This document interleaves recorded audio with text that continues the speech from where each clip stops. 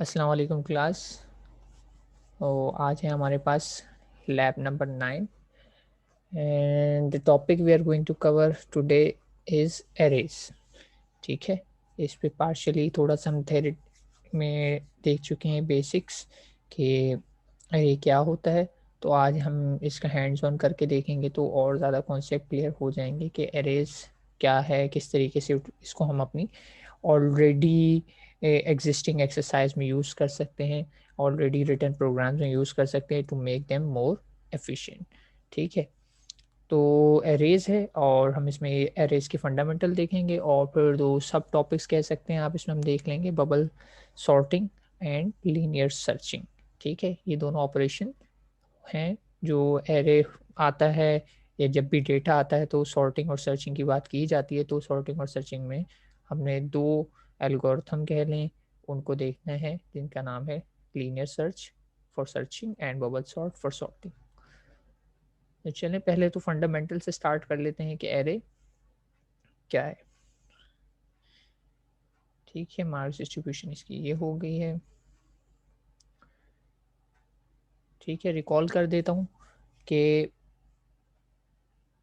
Array क्या है कि एरे एक ऐसा डेटा स्ट्रक्चर है। ठीक है, डेटा स्ट्रक्चर का वर्ड यूज़ कर रहा हूँ मैं, अब डेटा टाइप का वर्ड यूज़ नहीं कर रहा। ठीक है, डेटा स्ट्रक्चर का मतलब ये है कि डेटा किस फैशन में या किस स्ट्रक्चर में इसके अंदर स्टोर होने वाला है। ठीक, तो एरे एक ऐसा डेटा स्ट्रक्चर है कि जिसमें पहली बात तो ये बताई जा रही है कि ये है फिक्स साइज का। ठीक है, फिक्स साइज का मुराद ये है कि जब आप इसको डिक्लेयर करते हैं तो डिक्लेयर करते वक्त आपको इसका साइज मेंशन ज़रूर करना होता है। ठीक है, साइज पे जाने से पहले मैं वो वाली डेफिनेशन रिकॉल कर देता हूँ जो हमने थ्योरी में पढ़ी थी कि array is a collection of similar data element, यानी एरे कलेक्शन या कलेक्टिव या कंपाउंडेड डेटा आपका है रखने के लिए एक डेटा स्ट्रक्चर है।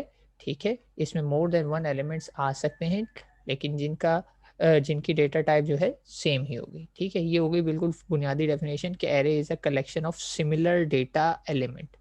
ठीक, अब आते हैं इस बात पे कि क्योंकि कलेक्शन है तो कलेक्शन में जाहिर सी बात है मोर देन वन होगा, मोर देन वन होगा तो कितना होगा, तो यहाँ पे कहा जा रहा है कि फिक्स साइज होगा।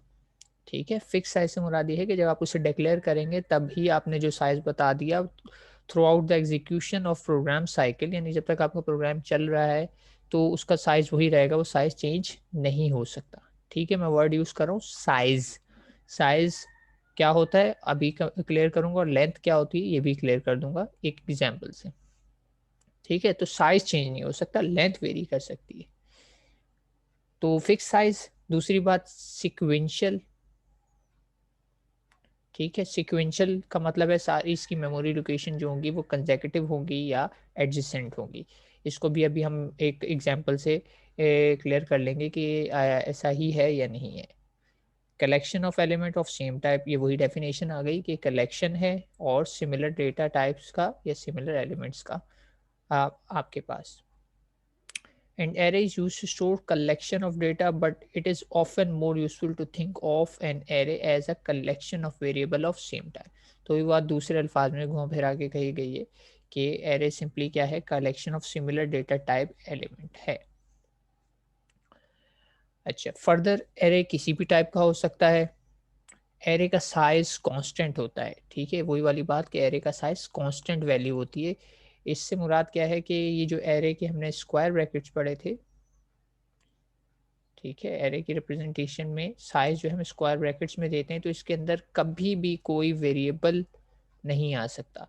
यानी आप ये नहीं कह सकते कि I N T X equals to 25 करा और I N T V R equals to 25 के और वेरिएबल असाइन कर दें, ये वैलिड नहीं है। ठीक है, क्यों वैलिड नहीं है, क्योंकि एरे में की ये रिक्वायरमेंट है, उसका सिंटेक्स कहता है कि वेरिएबल नहीं आप दे सकते, आप यहाँ पे कांस्टेंट सप्लाई करें। यानी इसमें कोई भी कांस्टेंट नंबर आ सकता है, हो सकता है आपने ऊपर एक कांस्टेंट डिक्लेयर किया हो सी, तो आप इसके अंदर सी लिख सकते हैं, लेकिन ध्यान रहे सी वेरिएबल नहीं होगा, सी एक कांस्टेंट होगा।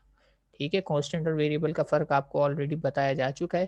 कांस्टेंट वो जिनकी वैल्यू इनिशियलाइज़ेशन के टाइम पे या डिक्लेरेशन के टाइम पे दी जाती है और उसके बाद वो वैल्यू चेंज नहीं होती, जबकि वेरिएबल की वैल्यू आप बार-बार चेंज कर सकते हैं।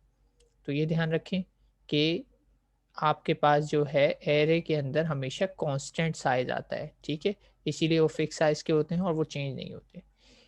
Always contiguous adjacent memory location are use to store array element in a memory, ठीक है, वही बात पे एम्फेसाइज किया है कि मेमोरी लोकेशन जो है कंटीजियस होंगी या एडजेसेंट होंगी। अब आप लोग सोच रहे होंगे कि इस बात पे इतना एम्फेसाइज क्यों कर रहे हैं, हमें क्या लेना देना मेमोरी लोकेशन से।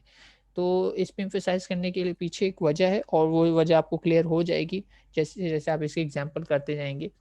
शायद आज क्लियर हो जाए, आज नहीं होगी तो जब हम पॉइंटर्स पढ़ रहे होंगे तब और आगे चल के एक पॉइंटर और एरे का मिक्सचर चीज़ आएगी, लास्ट लैब हमारी है, तो आपको अंदाज़ा होगा कि कंसेक्यूटिव मेमोरी लोकेशन से क्या फ़ायदा होता है और कंसेक्यूटिव ना हो तो इनके बहुत सारे प्रोज एंड कॉन्स हैं जो जब आप एक अपना नेक्स्ट कोर्स है तो उसमें देखेंगे, तो उसमें प्लस एंड माइनस इसकी बेस पे इनको पिक किया जाता है कि कौन सा बेहतर है या कौन सा बेहतर नहीं है।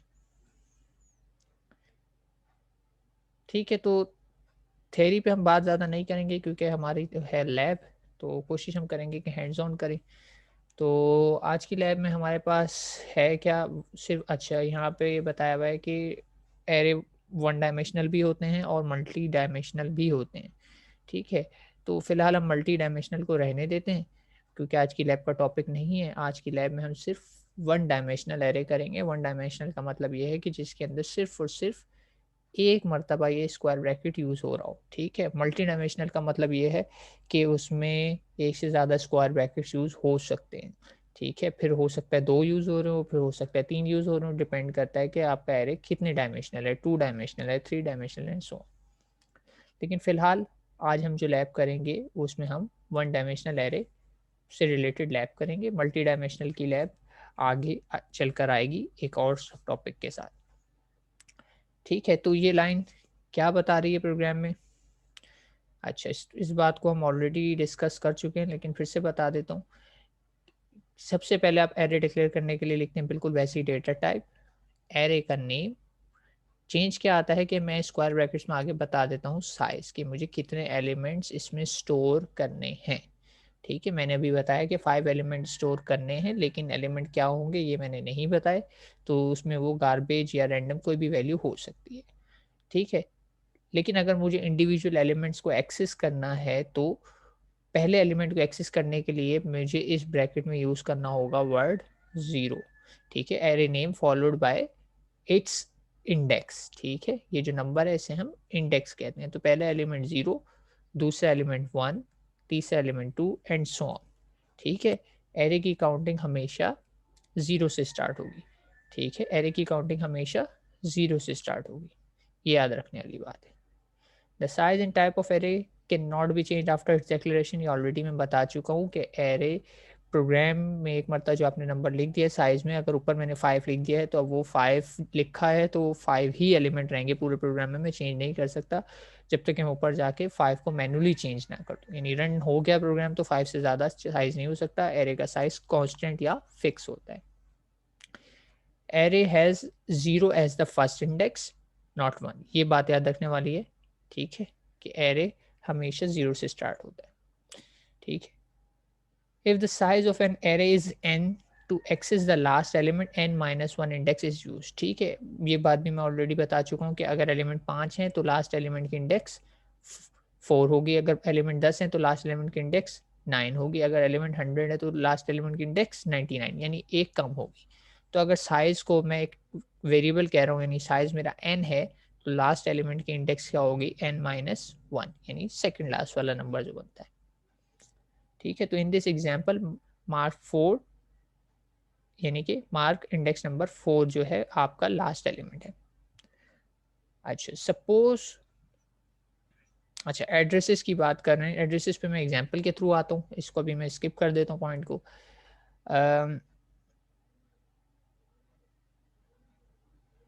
अच्छा ये वो वाली लास्ट पॉइंट ये बता रहे हैं कि अगर आप एरे को उसके बाउंड से बाहर एक्सेस करने की कोशिश करेंगे तो कंपाइलर एरर देगा। इस बात को भी मैं काफ़ी एम्फेसाइज कर चुका हूँ कि आपको जो चीज़ अलॉट ही नहीं की गई है आप उसको ऊपर अगर प्रॉपर्टी क्रिएट करने की कोशिश करेंगे तो जिस बंदे की वो प्रॉपर्टी है वो ये कहना चाहिए कि लॉ आपको इजाज़त नहीं देता तो आपके आड़े आ जाएगा लॉ। और यहाँ पे जो है प्रोग्रामिंग में लॉ क्या है, कंपाइलर। कंपाइलर आपको अलाउ नहीं करेगा कि अगर आपने 5 एलिमेंट के लिए जगह रिजर्व करवाई है तो आप 5 से ज़्यादा एलिमेंट यूज़ करें या 5 से बड़ा नंबर यूज़ करें। उस पे कंपाइलर आपको एरर जनरेट कर देगा। ठीक है, राइटिंग में ये इशू आएगा, रीडिंग में मैं बता चुका था कि कोई इशू नहीं आता। रीडिंग पे कंपाइलर इग्नोर कर देता है, लेकिन राइट करते वक्त कंपाइलर आउट ऑफ बाउंड पे एरर जनरेट करता है। ठीक है, एरर डिक्लेरेशन सिंटेक्स से आप फेमिलियर हो गए, लेकिन अगर मैं चाहूँ तो एरे को उसके साथ ही इनिशियलाइज भी कर सकता हूँ यूजिंग कर्ली ब्रैकेट्स, और उसके अंदर मैं जितनी वैल्यू सप्लाई कर दूँ वो वैल्यूज़ उसी तरीके से पहली पोजीशन को दूसरी, दूसरी को, एंड सो ऑन पोजिशनल वे में जो है असाइन हो जाएंगी। और ये बात भी हमने पढ़ी थी कि ये चीज़ ऑप्शनल हो जाती है, अगर इनिशियलाइज कर रहा हूँ ये नंबर मैं दूँ ना दूँ कोई फ़र्क नहीं पड़ता। ठीक, तो थ्योरी मेरे ख्याल से इतनी काफ़ी है। कोई एग्जांपल आ जाए तो हम एग्जांपल पे चलें। चलें ठीक है, कि बड़ी सिंपल सी एग्जांपल है जिसमें कुछ नहीं है, एरे को इनिशियलाइज किया गया है और उसमें 5 वैल्यूज़ हैं और सिंपली मैंने प्रिंट किया गया है। और प्रिंट करने के लिए मैंने लूप यूज़ की है और हम इसको देख लेते हैं। तो वैसे स्टार्ट करते हैं हमारी हमेशा की तरह stdio.h। ठीक है, मैं गेट सी एच नहीं लिखता क्योंकि ये प्रोग्राम मैं आपको ज़्यादातर जो रन करके बता रहा हूँ वो इसी में होते हैं, आईडीई में, तो मुझे ज़रूरत नहीं पड़ती गेट सी एच की, लेकिन आप लोग इट्स रिकमेंडेड के यूज़ किया करें। मैं सिर्फ नेसेसरी कोड लिख रहा हूँ। ठीक है, तो ये हो गया मेरा मेन फंक्शन। ठीक है, मैंने क्या करना है कि इसमें एक एरे क्रिएट करना है, तो मैंने ये कर लिया INT, और मैं कोई भी नाम दे सकता हूँ। मैंने फ़िलहाल उसको नाम दे दिया ARR। ठीक है, कुछ भी हो सकता है नाम। मैंने उसको साइज़ कुछ नहीं लिखा, लेकिन ब्रैकेट में आगे दे दिया उसको नंबर 10 20। अच्छा, ध्यान रहे कि मैंने जो एरे क्रिएट किया उसकी डेटा टाइप है इंटीजर। अब भी थोड़ी देर में आपको पता चलेगा कि इससे क्या फ़र्क आता है। और ये आ गया मेरे पास 50। ठीक है, और मुझे सिंपली क्या करना है, इसको प्रिंट करना है। तो मुझे एक लूप चाहिए थी, लूप के लिए मुझे एक वेरिएबल चाहिए, मैंने आई ले लिया और यहाँ पे फॉर लूप लगा दी सिंपली फॉर आई इक्वल्स, चूँकि एरे 0 से स्टार्ट होता है तो मैंने यहाँ 0 नंबर लिखा, और लास्ट एलिमेंट तक जाना है तो लास्ट एलिमेंट की इंडेक्स लेस देन n होती है। यहाँ पे n मेरे पास क्या टोटल एलिमेंट है 5। टोटल मेरे पास कितने, टोटल 5 एलिमेंट्स। ठीक है, तो यहाँ पे भी मैं क्या करूँगा, यानी मेरी वैल्यू ऑफ n कितनी है 5 आ जाएगी, और सिंपली i प्लस प्लस, और इसके अंदर मुझे सिर्फ करना है प्रिंट एफ। और मैं इसमें क्या प्रिंट कराने वाला हूँ,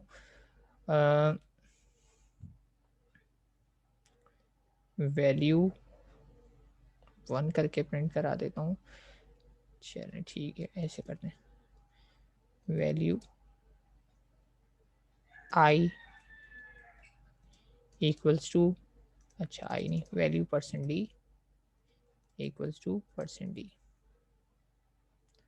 ये हो गया, और उसके बाद हम कर लेंगे लाइन चेंज, और इधर प्रिंट होगा i और ARR i।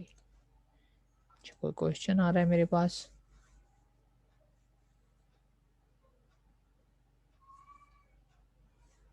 हाँ, सादेन का क्वेश्चन है कि सर 4 नहीं आएगी।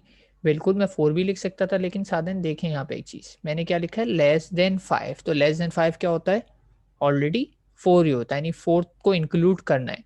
अगर मैं इधर 4 लिखता तो फिर मुझे इधर लिखना पड़ता लेस देन इक्वल्स टू 4। ठीक है, लेस देन इक्वल्स टू 4 लिखना पड़ता। ठीक है, मैं दोनों तरीके से काम कर सकता हूँ। ये मैं बताना चाह रहा हूँ कि लूप 0 से स्टार्ट होगी और 4 तक जाएगी, इसका मतलब यही है ना, लेस देन इक्वल्स टू 4, यानी इक्वल्स टू 4 पे भी चलेगा। लेकिन अगर मैं ये नहीं लिखता तो मैं लेस देन 5 लिख देता हूँ, तो इसका मतलब क्या हुआ, क्या ऑलरेडी लेस देन 5 का मतलब क्या है, 4 तक ही जाएगा। अच्छा, अब मैं अगर इस लाइन को प्रिंट करता हूँ, इस प्रोग्राम को रन करके देखते हैं क्या होगा। अच्छा, एग्जांपल्स में हम इसको सेव कर लेते हैं, सिंपल एरेज। ठीक है, कंपाइल किया मैंने इसे, होपफुली कोई कंपाइलेशन में एरर नहीं होगा। ठीक है, नो एरर्स, लेकिन एक वार्निंग है, return with a value in a function. हाँ, ये गलती कर दी मैंने। ठीक है, इंट मेन वॉइड है। अब मैंने यहाँ पे वॉइड यूँ लिख दिया कि जब मैं पढ़ा करता था और जिस सॉफ्टवेयर पे मैं ये कोडिंग करता था वहाँ पे ना वॉइड मेन वॉइड होता था, वो सॉफ्टवेयर दूसरा था, लेकिन डेव सी कहता है कि इसे इंट होना ज़रूरी है, तो मैंने इसे इंट कर दिया। ठीक ठीक है शारिक, कोई इशू नहीं है, आप जितनी क्लास अटेंड कर सकते हैं करें, क्योंकि attendance is not the actual issue. Issue ये है कि आप चीज़ सीख के जाएं। ठीक है, तो रन करते हैं इस प्रोग्राम को, एक्सपेक्टेड आउटपुट क्या है देख लेते हैं। तो देखिए, एक्सपेक्टेड आउटपुट में लिखा आ रहा है value 0 equals to 10, value 1 equals to 20, value 2 equals to 30 and value 3 and value 4। यानी इक्वल्स टू की बात तो ठीक है, रिजल्ट अच्छा आ रहा है, लेकिन यूज़र जब ये चीज़ देखेगा ना वैल्यू 0, तो यूज़र कहेगा वैल्यू 0 क्या चीज़ होती है, तो यूज़र को नहीं ये बात समझ में आती, क्योंकि यूज़र की काउंटिंग तो ये है कि पहला एलिमेंट इज़ 1, दूसरा एलिमेंट इज़ 2 एंड 3 एंड 4। ये तो प्रोग्रामिंग या बैक एंड की लॉजिक है प्रोग्रामर की, जिसमें ये होता है कि काउंटिंग एरे की 0 से स्टार्ट होगी। तो हम यूज़र को डायरेक्टली कभी भी जो है ना आई की वैल्यू या इंडेक्स की वैल्यू सप्लाई नहीं करते, बल्कि उसमें क्या करके +1 एडजस्ट करके उसको डिस्प्ले कराते हैं। तो इससे ये होगा कि जब मेरा प्रोग्राम रन होगा तो यूज़र को नहीं पता लगेगा कि बैकग्राउंड में क्या है। ठीक है, अब यूज़र के लिए सब कुछ सही है। यूज़र को पता लग रहा है कि एरे की जो पहली वैल्यू है वो जो है 10 है, दूसरी वैल्यू जो है 20 है, तीसरी वैल्यू 30 है, चौथी वैल्यू जो है 40 और पांचवी वैल्यू 50। ये यूज़र पर्सपेक्टिव है। ठीक है, there is a difference between user and programmer. ठीक है, यूज़र को आपने इस तरह चीज़ दिखानी होती है कि वो यूज़र को फ्रेंडली लगे, इंटरैक्टिव लगे और मीनिंगफुल लगे। यूज़र को जब मैं वैल्यू 0 कह रहा था तो यूज़र के लिए वो इन्फॉर्मेशन समझने वाली बात ही नहीं थी, क्योंकि यूज़र को एरे का कोई कॉन्सेप्ट ही नहीं है। यूज़र को ये नहीं पता कि एरे में 0 से काउंटिंग स्टार्ट होती है इसलिए 0। तो हमें यूज़र को जब भी डिस्प्ले कराना है, ये मैंने इसीलिए करके बताया कि आप आगे बहुत सारी एग्ज़ाम्पल हो सकती हैं कि आप या शायद अभी हम करके भी देखें जहाँ पे ना मुझे ये चीज़ आई की वैल्यू डिस्प्ले करानी होती है। तो मैं आई की वैल्यू हमेशा +1 करके डिस्प्ले कराता हूँ ताकि यूज़र को एक अच्छे इंप्रेशन मिल सके। ठीक है, तो ये तो आपने देखा कि मैंने एरे के वैल्यूज़ को प्रिंट करा दिया यूज़िंग लूप। तो हमेशा याद रखिए कि जब भी आप एरे यूज़ करें तो उसके साथ लूप ज़रूर यूज़ करें, क्योंकि एरे और लूप का कॉम्बिनेशन जो है बहुत अच्छा है। तो एरे को मोर एफिशिएंटली यूटिलाइज़ करने के लिए आपको लूप ज़रूरी है। अगर आप लूप यूज़ नहीं करेंगे, अगर मैं नहीं करता तो मुझे 5 मरतबा ये लाइन लिखनी पड़ती, array 0, array 1, array 2, array 3 and so on. तो ये जो है टाइम कंज्यूमिंग होता और वो मैं करना नहीं चाहता। अच्छा, ये तो चलिए बड़ा सिंपल सा प्रोग्राम हो गया जिसमें हमने रन करके देखा कि एरे में वैल्यूज़ आ जाती हैं इस तरीके से और मैं प्रिंट करा सकता हूँ। अब यहाँ हम देखते हैं दूसरी चीज़। ठीक है, दूसरी चीज़ क्या है कि मैं यहाँ पे एड्रेसेस प्रिंट करा के देख लेता हूँ। एड्रेसेस प्रिंट कराने का मतलब क्या है कि मुझे ये देखना है कि ये जो मैंने एरे की बात की थी ना 10, 20, 30, 40, इनके एड्रेसेस सबके कंसेक्यूटिव या बैक टू बैक हैं भी या नहीं, या मैं ऐसे ही कह रहा हूँ। तो अब ये चीज़ वेरीफाई कर लेते हैं। तो ये चीज़ कैसे वेरीफाई होगी कि मैं यहाँ पे एरे के बजाय, या चलें और आसान कर देता हूँ, इसको थोड़ा सा चेंज करते हैं हम टेक्स्ट को अपना, और कहते हैं address of person D is, मैं परसेंट डी भी यूज़ कर सकता हूँ या परसेंट यू भी यूज़ कर सकता हूँ। आपको पता है कि एड्रेसेस मेरे अनसाइंड होते हैं, इसमें पहले बात कर चुके हैं। तो एड्रेस ऑफ परसेंट डी यानी array I is simply address of array आई। ठीक है, मैंने कुछ नहीं करा, एड्रेस ऑपरेटर सिर्फ लगा दिया और अब मैं चेक करता हूँ कि एड्रेसेस इसके कंसेक्यूटिव आते हैं या नहीं। सेव किया है मैंने इसे कंपाइल किया, सही है, कोई एरर नहीं, रन किया है, सो यहाँ पे जो आगे नंबर आ रहा है, कितने डिजिट का नंबर आ रहा है, 7 हेक्साडेसिमल डिजिट। तो क्या ये एड्रेस सीक्वेंस में है? जी क्लास, पहला एड्रेस है 2358832। दूसरा एड्रेस है 2358836, 2358840, देन 2358844, 2358848। तो देखा जाए तो आखिर के डिजिट जो चेंज हो रहा है वो ऐसे हो रहा है कि 32, देन 36, देन 40, देन 44, देन 48। यहाँ पे सीक्वेंस तो है, लेकिन ये सीक्वेंस में गैप क्यों है? 32 के बाद 33 क्यों नहीं आया? 36 क्यों आ गया? और 36 से 37 क्यों नहीं आया? 40 क्यों आ गया? तो एनी आइडिया ऐसा क्यों हो रहा है?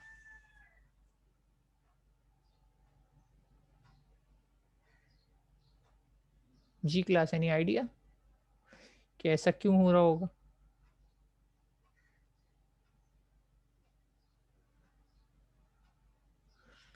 चलिए माज, आप बताइए कि एरे के एड्रेसेस ऐसे क्यों आ रहे हैं, बीच में गैप क्यों है 32 के बाद?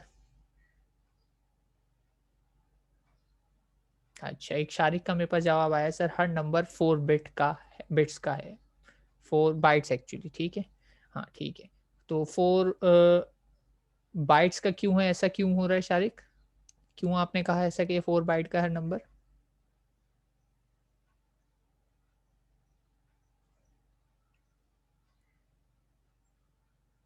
कैसे पता, ये कैसे कंक्लूड करेंगे, इसका लॉजिकल या एजुकेशनल गेस क्या होगा कि why each number is 4 bite?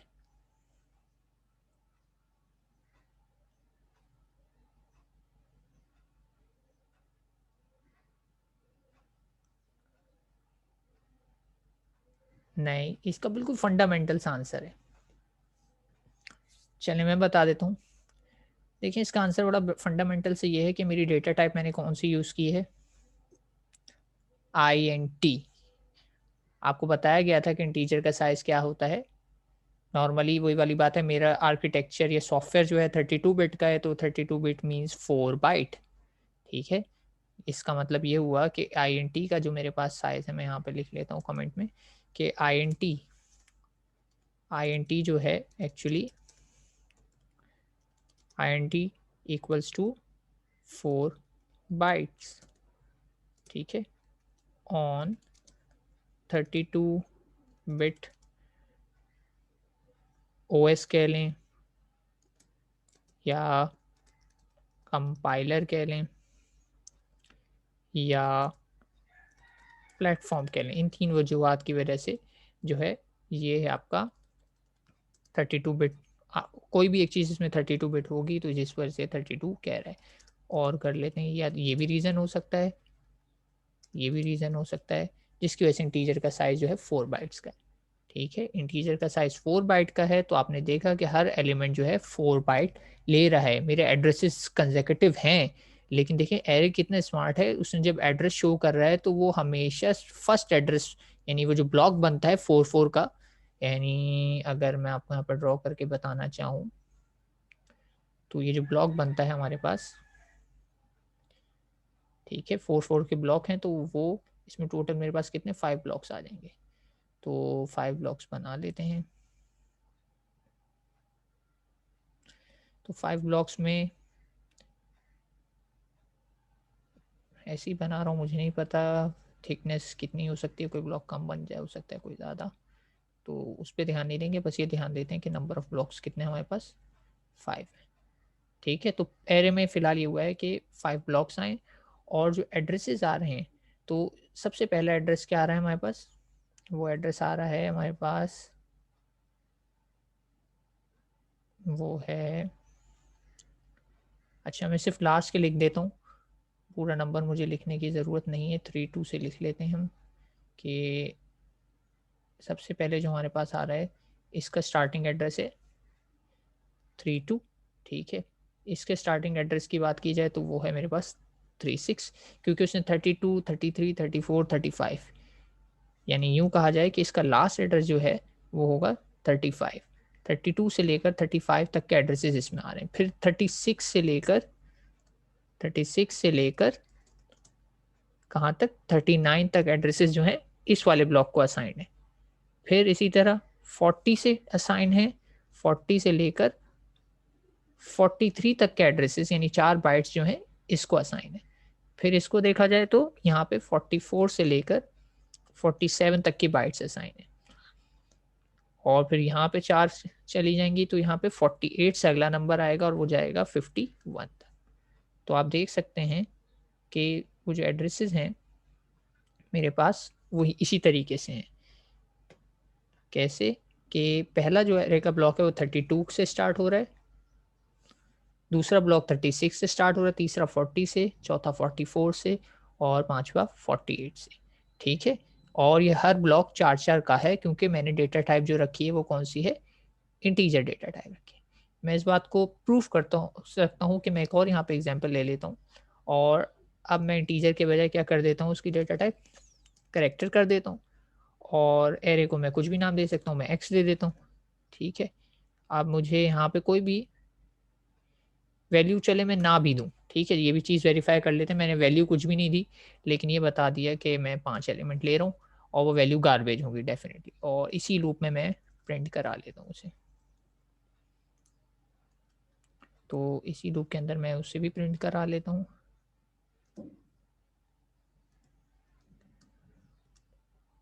या नहीं कराता इसमें, वरना फिर हम डिफ्रेंशिएट नहीं कर पाएंगे, बीच में उसके एड्रेसेस भी आ रहे होंगे और उसके एड्रेसेस भी आ रहे होंगे।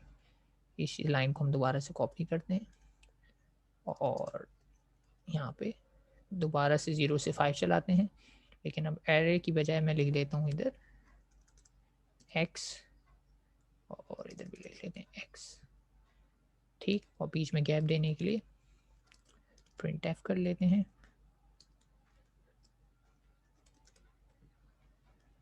ठीक, तो ये थोड़ा सा गैप आ जाएगा। लेकिन अब यहाँ पे ध्यान रखें, जब मैं करेक्टर डेटा टाइप की बात कर रहा हूँ तो करेक्टर डेटा टाइप जो है कितनी बाइट्स लेता है मेरे पास, 1 बाइट। ठीक है, याद होगा आपको आज की चार्ट से ही लेता है सारी वैल्यू। आज की चार्ट हमने पढ़ा था फंडामेंटल बिल्कुल चैप्टर्स में कि क्या होता है। ठीक है, इसको सेव करते हैं। तो अब मैंने देखें कुछ नहीं करा, सिर्फ क्या है, जो शुरू की 5 आएंगी वो तो इंटीजर के लिए एड्रेसेस आ रहे हैं और बाद में जो आएंगे वो करेक्टर के लिए आएंगे। करेक्टर मैंने असाइन नहीं किए तो आप देखें कि कोई भी गार्बेज वैल्यू आ सकती है। लेकिन फिलहाल हमारा पॉइंट जो है वैल्यूज देखना नहीं है, एड्रेसेस देखने। तो वैल्यूज जो मुझे मिली वो कुछ इस तरह मिल गई कि पहली वैल्यू गार्बेज में 1 आ गई और बाकी सारे 0 आ गए, डजेंट मैटर। लेकिन एड्रेसेस पे अगर आप ध्यान दें तो देखें पहला एड्रेस है 16 और दूसरा एड्रेस अब मेरा 20 नहीं है बल्कि क्या है, 17 है। फिर अगला एड्रेस 18 है, फिर अगला एड्रेस मेरा 19 है, देन अगला एड्रेस मेरा 20 है। तो इट मीन्स ये जो कंसेक्यूटिव मेमोरी लोकेशन का कॉन्सेप्ट है इसमें हमें एलिमेंट की डेटा टाइप का साइज भी ध्यान में रखना है। यानी अगर इंटीजर साइज कह रहे हैं तो कंसेक्यूटिव एड्रेसेस तो होंगे लेकिन हर ब्लॉक को कितने एड्रेसेस मिल रहे होंगे, 4 एड्रेसेस मिल रहे होंगे अगर इंटीजर है। अगर करेक्टर है तो हर ब्लॉक को सिंपली एक ही एड्रेस मिलेगा क्योंकि उसका साइज एक ही होता है, क्योंकि उसका साइज एक ही ब्लॉक में आ जाता है। इट्स लाइक के उसका साइज या इतनी उसके विड्थ है या इतनी उसकी एरिया आ रहा है कि वो एक ब्लॉक में समा ही नहीं सकता। तो इंटीजर को हम 4 कंसेक्यूटिव ब्लॉक्स देते हैं तो वो काउंट होता है एज 1। ठीक है, इसी तरह फ्लोट का भी है, आप चाहें तो फ्लोट भी करके देख सकते हैं। फ्लोट का साइज भी मेरे ख्याल से इंटीजर ही जितना आएगा। तो फ्लोट को करने के लिए हम यहाँ पे एक और वेरिएबल डिक्लेयर कर लेते हैं, फ्लोट ABC, कोई भी नाम दे सकता हूँ और इसको भी मैं फ़िलहाल कोई डेटा नहीं दे रहा, गार्बेज डेटा आ जाएगा जो भी होगा मेरे पास। और यही लाइन में दोबारा से रिपीट कर देता हूँ। तो हम फ्लोट का साइज भी चेक कर लेते हैं कि क्या आता है, सेव, और बल्कि यहाँ पे ABC लिखना पड़ेगा मुझे क्योंकि फ्लोट है। ABC वैल्यू क्या आती है, डजेंट मैटर, गार्बेज ही आएगा यानी कोई भी। अच्छा, यहाँ पे क्या जा रहा है, साइज नहीं दिया मैंने क्योंकि मैंने इनिशियलाइज नहीं कर रहा तो मुझे साइज देना पड़ेगा, एरे की रिक्वायरमेंट है। अच्छा, इन एड्रेसेस को देखें तो 84, देन 88, देन 92, देन 96, देन 800। लेकिन वैल्यूज़ को देखा जाए तो फ्लोट में गार्बेज वैल्यू में क्या है, 4 वैल्यूज़ तो ज़ीरो है, लेकिन आखिरी वैल्यू जो है कोई नेगेटिव नंबर सा आ गया है बड़ा-सा। तो कोई फ़र्क नहीं पड़ता, हमें वैल्यूज़ तो कुछ असाइन नहीं करी थी, लेकिन एड्रेसेस अगर आप देखें तो सब के सब सीक्वेंस में हैं और ये भी 4-4 के डिफरेंस से ही हैं। ठीक है, तो उम्मीद करता हूँ ये वाली बात क्लियर हो गई होगी कि एरे को एड्रेसेस की जो हम बात कर रहे थे कि कंसेक्यूटिव एड्रेसेस होते हैं। ठीक है, यहाँ पे क्लास कोई क्यूरी है?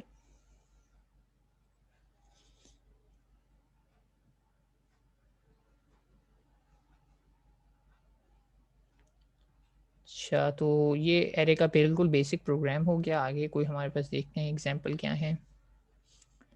अच्छा, सेकंड एग्जांपल हमारे पास है तो सही, लेकिन सेकंड एग्जांपल पे जाने से पहले ये सिंपल एवरेज का है प्रोग्राम, बिल्कुल करते हैं इसे हम ट्राई, लेकिन टाइम ऑलमोस्ट अप हो रहा है।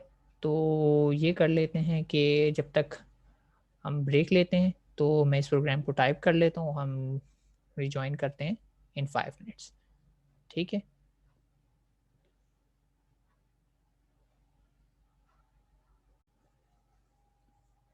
ओके, क्लास रिज्यूम कर लेते हैं।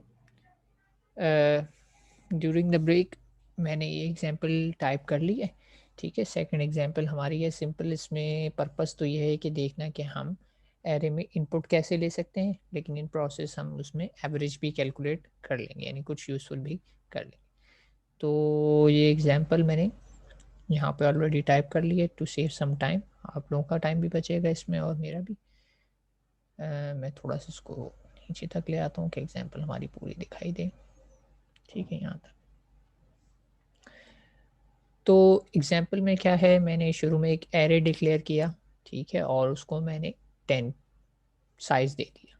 ठीक है, मैंने इस वक्त इनिशियलाइज़ नहीं किया क्योंकि वैल्यूज़ तो मैं यूज़र से इनपुट लेना चाहता हूँ, तो मैंने इसको इनिशियलाइज़ नहीं किया। और बाकी कुछ मेरे पास वेरिएबल भी हैं, I N sum equals to 0, और एक मैंने फ्लोट का वेरिएबल ले लिया एवरेज।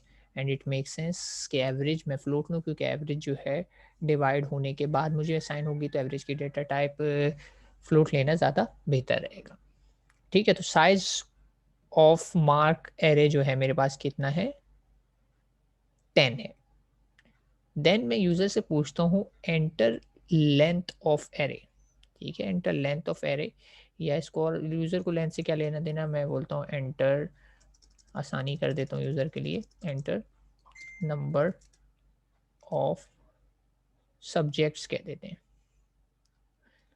क्या आप बताएं कि कितने सब्जेक्ट्स हैं जिसके लिए आप एवरेज कैलकुलेट करना चाहें, क्योंकि यूज़र तो ये जानना चाह रहा है ना कि एवरेज कैसे कैलकुलेट होगी। तो एंटर नंबर ऑफ सब्जेक्ट्स, तो यूज़र को मैंने ये मैसेज दे दिया। अब यूज़र ने ज़ाहिर सी बात है एंटर करने का कहा है, तो ये स्कैनएफ की लाइन आएगी और उसमें मैंने सिंपली स्कैनएफ किया है एन। एन में एक नंबर आया है। ठीक है, ये जो नंबर मैंने यूज़र से लिया है, ये चीज़ जो है एक्चुअली मैं अपने एरे की लेंथ बनाना चाहता हूँ। ठीक है, एरे की लेंथ से मुराद ये है कि एरे में मैंने साइज़ में तो ये बता दिया कि मेरे एरे में मैक्सिमम जो है 10 एलिमेंट आ सकते हैं। ठीक है, लेकिन अब ये ज़रूरी तो नहीं है कि यूज़र, ठीक है, जो इस प्रोग्राम को यूज़ कर रहा है, ज़रूरी तो नहीं है कि वो 10 एलिमेंट ही एंटर करे। हो सकता है उसको जब एवरेज कैलकुलेट करनी हो, तो सिर्फ़ 5 नंबर की कैलकुलेट करना चाहता हो, या हो सकता है 3 ही नंबर की करना चाहता हो, या हो सकता है 7 की करना चाहता हो। तो ये यूज़र की चॉइस है कि वो 10 मेमोरी लोकेशन जो मैंने एलोकेट कराई हैं मार्क एरे के लिए, उनमें से कितनी यूटिलाइज़ करना चाहता है, ये उसकी रिक्वायरमेंट पे है। लेकिन मैक्सिमम जो वो कर सकता है, वो ये कर सकता है कि 10 की एवरेज निकाल सकता है। ये प्रोग्राम 10 से ज़्यादा नंबर्स की एवरेज नहीं कैलकुलेट कर सकता, क्योंकि इसमें वही रिस्ट्रिक्शन आ गई कि एरे का साइज़ कांस्टेंट है। मैंने इनिशियलाइज़ अगर उसको इनिशियलाइज़ किया, डिक्लेरेशन के वक़्त उसमें 10 साइज़ दे दिया, तो वो दे दिया। तो ये प्रोग्राम वैलिड है मैक्सिमम 10 एलिमेंट्स तक, ठीक है? लेकिन अब ये यूज़र पे है, यूज़र 5 यूज़ कर ले, उसमें से 3 यूज़ कर ले, कितने भी यूज़ कर सकते हैं। तो that's the difference between size and length of array. ठीक है, that's the difference between size and length of array. Size बताता है कि मैक्सिमम कैपेसिटी क्या है आपके एरे की, और लेंथ बताता है कि उसमें से यूटिलाइज्ड कैपेसिटी क्या है। ठीक है, से अगर 10 में से 5 मैंने रख लिया तो 5 मेरी यूटिलाइज्ड कैपेसिटी है, और जो रिमेनिंग 5 है वो मेरा सॉर्ट ऑफ वेस्ट है, यानी एरे में वेस्ट हो रहा है। ठीक है, तो क्योंकि मैंने गैस किया था मार्क्स मेरे पास 10 आएंगे, मैंने 10 रख लिया, तो ये मेरा बेस्ट गैस था। अब लेकिन हमेशा 10 नहीं आता, तो जब भी 10 से कम आता है तो मेरा जो है डेटा रिजर्व तो कराता हूँ स्पेस मेमोरी का, लेकिन वो यूटिलाइज नहीं होता, तो वो वेस्ट हो जाता है। तो ये वेस्टेज है एक एरे में, बिल्कुल है। तो इस एरे के वेस्ट को भी हम आगे चल के किसी टॉपिक में जो है ओवरकम करेंगे कि इसको, इस वेस्ट को कैसे बचाया जा सके। लेकिन अभी फोकस हमारा ये नहीं है कि एरे कितना एफिशिएंट है, नहीं है, अभी तो हमें सिर्फ सीखना है कि एरे काम कैसे करता है। तो इस पॉइंट को भी बाद में रेज़ करेंगे किसी टॉपिक में कि एरे का ये फ्लॉ जो है इसको कैसे ख़त्म किया जा सकता है। लेकिन ध्यान रहे आपने जब भी इस नंबर लेना है कोशिश ये करनी है कि रीज़नेबल नंबर पे को, सेफ साइड ऐसा नहीं कि आपने हंड्रेड्स ऑफ थाउज़ेंड्स इतना बड़ा नंबर रख दिया, क्योंकि मैंने बताया देयर इज़ अ ओवरहेड। आपने अगर यूटिलाइज़ नहीं किया तो वो वेस्ट होगा, वेस्ट होने का मतलब है वो मेमोरी, यानी प्रोग्राम आपका रैम में जो है ज़्यादा मेमोरी ले रहा होगा, लेकिन उसको मेमोरी की ज़रूरत है कम। अब आप खुद सोचें कि आप कोई ऐसी ऐप चला रहे हैं जो जिसकी रिक्वायरमेंट तो कम मेमोरी, लेकिन वो रिज़र्व ज़्यादा करा लेती है। तो रिज़र्व ज़्यादा कराने का मतलब ये है कि आपके सिस्टम से ही मेमोरी जाएगी, तो बाकी एप्लीकेशंस को नहीं मिलेगी, और आपको पता है कि RAM is directly proportional to the speed of your system. तो अगर बाकी एप्लीकेशन को नहीं मिलेगी तो आपका सिस्टम हैंग हो जाता है इवेंचुअली। ठीक है, तो ये वाली बात मैंने बता दी, एक बिग पिक्चर भी दिखा दी कि होगा क्या इवेंचुअली अगर आपने इसको केयरफुली इस नंबर को हैंडल नहीं किया। तो इट्स बेटर कि आप इस नंबर को अपनी प्रॉब्लम के लिहाज से रीज़नेबल पिक करें। ठीक है? फॉर नाउ इट्स अभी तक के लिए ठीक है, मैंने कहा एवरेज कैलकुलेट करनी है और मैक्सिमम 10 नंबर्स तक की एवरेज कैलकुलेट हो जाएगी। तो उसके बाद फिर जस्ट मैंने एक लाइन का गैप दे दिया, थोड़ा क्लियर रखने के लिए आउटपुट। एक लूप लगाई और लूप देखें कहाँ से चलेगी, 0 से लेकर लेस देन n। ठीक है? मैं लेंथ के लिहाज से लूप चलाऊँगा, क्योंकि यूज़र ने जो नंबर दिया है वो इसीलिए तो दिया है कि कितने एलिमेंट उसमें से मैं यूटिलाइज़ करने वाला हूँ। मैं यहाँ पे 10 नहीं लिखूँगा, यहाँ पे लेंथ यानी n का पार्ट लिखूँगा जो कि यूज़र पे डिपेंड कर रहा है, जो कि 10 तक कोई भी नंबर हो सकता है। देन सिंपली यूज़र को कहता हूँ enter mark of subject percent D, मैंने बताया सब्जेक्ट्स के मार्क्स हैं तो पहले सब्जेक्ट से मार्क आ गया। अच्छा, मार्क परसेंट डी जो लिखा है, और देखें यहाँ पे मैं लिख रहा हूँ i+1, तो यूज़र को जो काउंटिंग मिलेगी वो कहाँ से मिलेगी? 0, चूँकि मेरा पहला नंबर है तो यूज़र को 1 मिल जाएगा। To adjust the count simply ये +1 इसलिए लिखा हुआ है। और स्कैन करना है, स्कैन मुझे पहले ही एलिमेंट में करना है पहले। तो स्कैन में सिंपली मैंने एड्रेस ऑपरेटर लगाया और अपने एरे के साथ उसकी इंडेक्स दे दी। इंडेक्स उसकी डायनामिकली चेंज होगी, जो कि है लूप के थ्रू। ठीक है? ये आ गया आई। देन सम के लिए चाहता तो मैं एक सेपरेट लूप भी लगा सकता था, यानी मैं पहले यूज़र से कहता सारे नंबर एंटर करो और फिर एक और लूप लगाता सम करने के लिए। वो भी किया जा सकता था, लेकिन वो डबल लूप हो जाती, टाइम भी ज़्यादा ले लेता। तो सम वाली लाइन भी मैंने यहीं पे लिख दी कि साथ ही साथ एरे का एलिमेंट आता जा रहा है, मैं उसको सम भी करता जा रहा हूँ। तो sum plus equals to mark of I. ठीक है? ये प्रोग्राम तकरीबन हमने देखा हुआ है, लेकिन इससे पहले जो हमारा मार्क था वो एरे नहीं था, एक वेरिएबल होता था। ठीक? तो फिलहाल हमारे पास मार्क है और ये सारी वैल्यू जो है ओवरराइट नहीं हो रही, सारी वैल्यू जो है रिटेन्ड है। मैं चाहूँ तो एट द एंड एरे को प्रिंट भी करा सकता हूँ और सारा डेटा मेरे पास इंटैक्ट रहेगा। जबकि एरे से पहले अगर हम ये एग्ज़ाम्पल करते थे तो सारी वैल्यूज़ ओवरराइट हो जाती थी और सिर्फ़ मेरे पास लास्ट डेटा रहता था। ठीक है? तो सम की कमांड से आप अच्छे से फ़ैमिलियर, कंपाउंडेड ऑपरेशन मैंने यूज़ किया है, और चूँकि प्लस इक्वल्स टू कर रहा हूँ तो मैंने इनिशियली सम को 0 से इनिशियलाइज़ भी करा दी। और जब ये सब कुछ सारे एलिमेंट ऐड हो जाएँगे तो सम के बाद मुझे फाइनली एवरेज करनी है।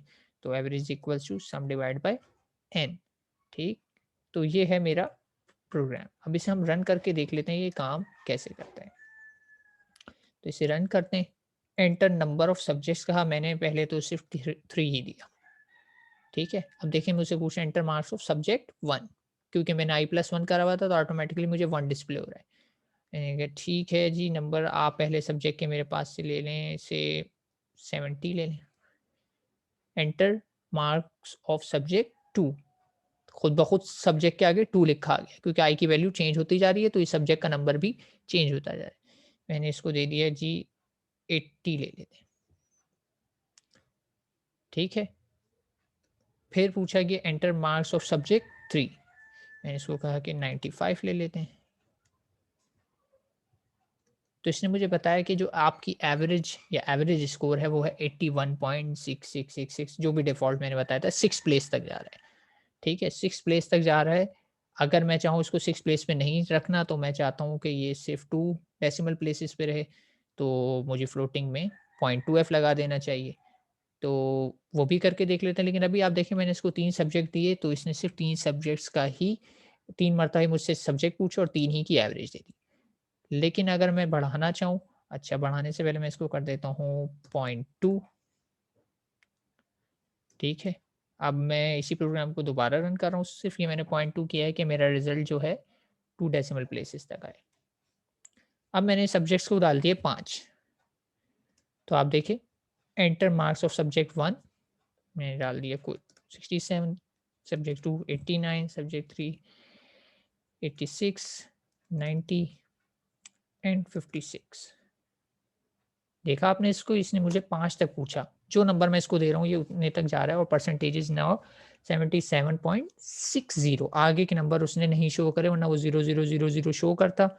वो मैंने उसको ट्रंकेट ही करा दिया। मैंने कहा मुझे सिर्फ़ 2 डेसिमल प्लेसेस तक चाहिए। ठीक है? तो ये बताने के पीछे वजह ये थी कि ये थी एक सॉर्ट ऑफ आप लोगों की common mistake in your mid, कि आप लोगों से कहा गया था टेबल प्रिंट करें, तो आपने टेबल प्रिंट करते वक़्त सिंपली %d लिखा है, जबकि आपने वहाँ पे ध्यान नहीं दिया कि वहाँ पे हर डिजिट जो है 2 प्लेसेस ले रहा था, ठीक है? तो आपको वहाँ पे 2d लिखना था, यानी %2d कि सिंगल डिजिट भी हो तो 2 ले और 2 डिजिट तो लेगा ही 2 स्पेस। तो आप लोगों की गलती उधर ये थी, तो उसके मैंने कुछ मार्क्स डिडक्ट किए कि आपने कहा गया था कि आउटपुट आपको एग्ज़ैक्टली ऐसा शो करना है। तो जब एग्ज़ैक्टली कहा जाता है ना, तो आप उसमें ना कुछ कम कर सकते हैं, ना कुछ ज़्यादा कर सकते हैं, क्योंकि नंबर ही होते हैं इस चीज़ के कि एग्ज़ैक्ट आप ला के दिखाएँ। तो उधर लॉजिक के नंबर नहीं कटे, लेकिन उधर एग्ज़ैक्ट आउटपुट लाने के थोड़े से मैंने नंबर काटे हैं। 1 काटे हैं, किसी के 2 काटे हैं, डिपेंड करता है कि उसने आउटपुट से कितना डेविएट किया है। ठीक है? तो ये जो फॉर्मेट स्पेसिफायर के मैंने आपको बताए थे, इनको यूज़ किया करें, इससे आपका प्रोग्राम और बेहतर आ जाता है। तो प्रोग्राम हमारा आप समझ गए कि बड़ा अच्छा काम कर रहा है, लेकिन इसको मैं काम करता हूँ, दोबारा रन करता हूँ। कुछ चेंज नहीं किया मैंने। अब इसमें जो नंबर है मैं दे देता हूँ 12, ठीक है? मैंने क्या दे दिया, नंबर ऑफ सब्जेक्ट 12। अब आपको पता है कि मेरे एरे में तो जो जगह है वो सिर्फ़ और सिर्फ़ 10 की है। तो अब देखते हैं कि इसमें क्या होगा 10 के बाद। मैंने इसमें डेटा डालना शुरू करा, कोई भी डेटा डाल देता हूँ।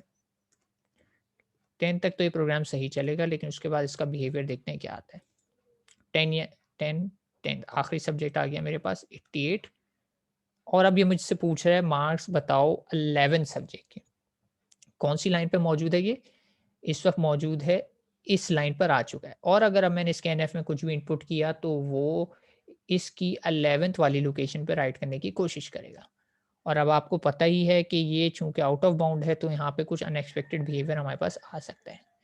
अच्छा, बड़ी अच्छी बात है, नहीं आया भई, आना तो चाहिए था। यहाँ पे एरर जनरेट होना बनता था, लेकिन एरर जनरेट क्यों नहीं हुआ? जो कि मैं देखता हूँ कि क्यों जनरेट नहीं हुआ है। रीज़न मैं बता देता हूँ कि एरर जनरेट क्यों नहीं है, क्योंकि डेव सी जो है हमारा इतना रोबस्ट सॉफ्टवेयर नहीं है, क्योंकि ये फ्री है। एक चीज़ मैं वार्निंग इसकी जाके अभी ऑन करता हूँ एरर से रिलेटेड, तो ये डेफ़िनेटली हमें एरर जनरेट करके दिखाएगा। और टूल्स में एडिटर ऑप्शंस, नहीं एडिटर ऑप्शंस नहीं, कंपाइलर ऑप्शंस में आएगा।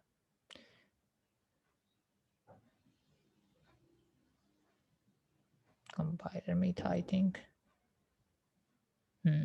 वार्निंग्स, यहाँ पे देखें तो चेक आईएसओ सी सी प्लस प्लस स्टैंडर्ड जो है उस पे नो हुआ हुआ है। मैं इसको कर देता हूँ यस, लेकिन ये सिर्फ वार्निंग्स के लिए, एरर का कहीं मुझे कॉलम दिखाई नहीं दे रहा।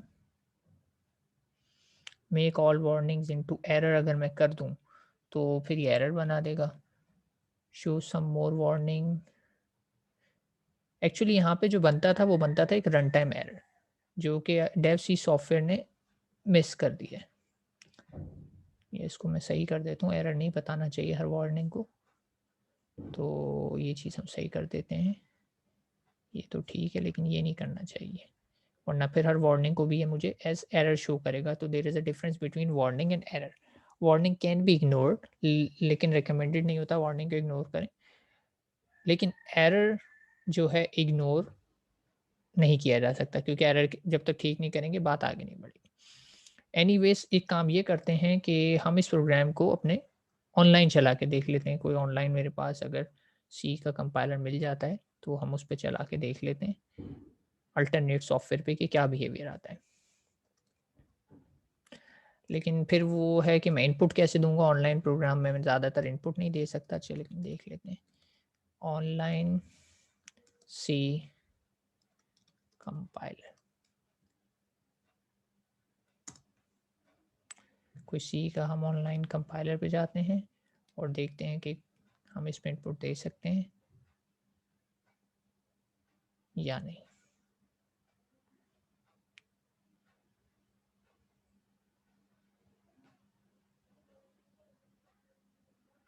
इंटरनेट लगता है कि मेरा स्लो चल रहा है, ये साइट डाउन है, नॉट श्योर। ठीक है, इसमें मैं इनपुट कैसे सप्लाई करूँगा नॉट श्योर, लेकिन प्रोग्राम को मैं कॉपी कर देता हूँ। पूरा प्रोग्राम कॉपी नहीं हुआ।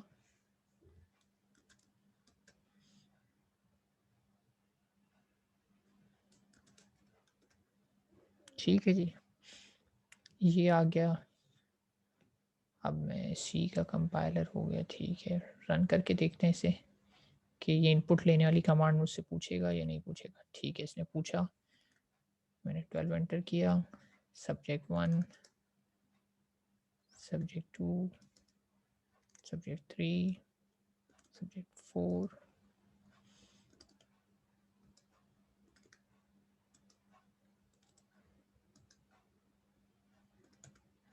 8 भी आ गया, 9 भी आ गया।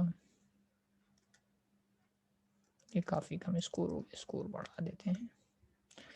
10 भी आ गया और 12 को देखते हैं। अब इस पे देखते हैं क्या करता है। इसने भी ले लिया जी। बात है कि ये लोग एरर जनरेट नहीं कर रहे। नहीं, ये सही बिहेवियर नहीं है, यहाँ पे मिस हो रही है कोई चीज़ हमारे पास। सही बिहेवियर जो है वो मैं आपको बता देता हूँ कि आपके पास जो है एरे का ये जो साइज़ है, ये आप इससे ज़्यादा एलोकेट नहीं कर सकते।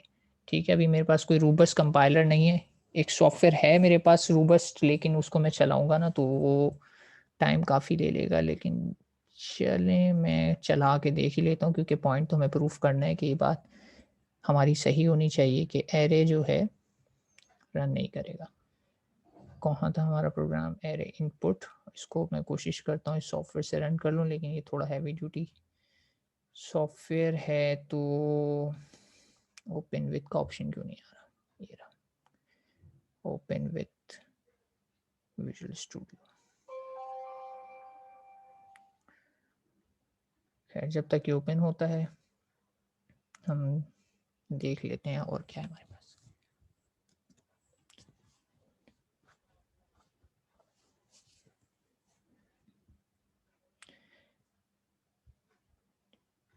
ठीक है, तो 2 कंपाइलर हमने टेस्ट किए और दोनों कंपाइलर, चूँकि रीज़न ये होता है कि जो फ्रीवेयर्स होते हैं, फ्रीवेयर्स ज़ाहिर-सी बात है फ्री हैं, तो उसमें कुछ ना कुछ मसले मसाइल होते हैं। डेव सी में तो हैं। एक नॉन इश्यू तो मुझे पता था, लेकिन दूसरा नॉन इश्यू ये भी एक और मुझे पता लगा है एरे से रिलेटेड, कि ये मुझे रन टाइम एरर जनरेट करके नहीं दे रहा।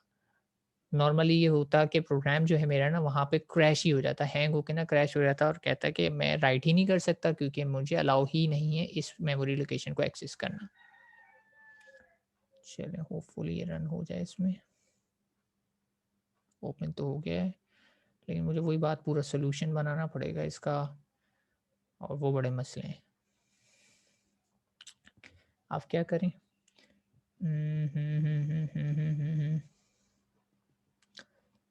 ये एम्प्टी आ रहा है मेरे पास प्रोजेक्ट, तो इसका इसलिए मैं इसमें नहीं चलाना चाह रहा था, क्योंकि इसमें मुझे पूरा कंप्लीट प्रोजेक्ट क्रिएट करना पड़ेगा, सिंपली एक फ़ाइल नहीं रन हो सकती। अब ऑप्शन हमारे पास एक और भी है, लेकिन उस पर मुझे नहीं आइडिया सी के प्रोग्राम कैसे चलते हैं। लेकिन चलें उस पे भी चला के देख लेता हूँ, अगर चल गया तो ठीक है। ओपन विद कोड करके देख लेते हैं।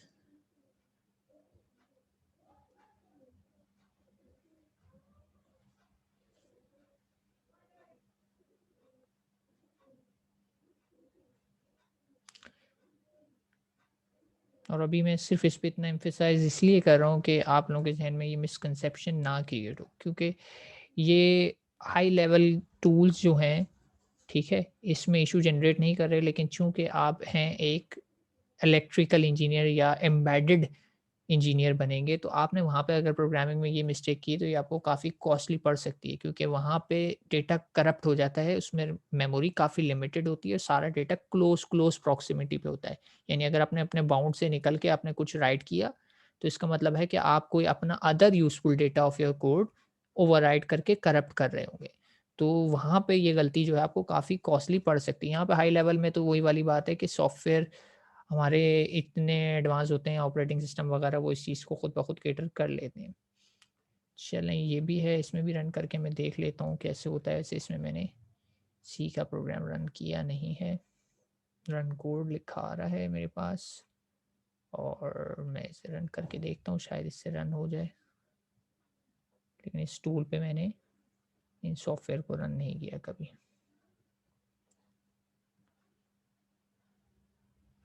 इस पे भी ये फाइल नहीं कहीं शो हो रही। देखा, ये कह रहा है no such file and directory. इसने मना ही कर दिया इसको रन करने से।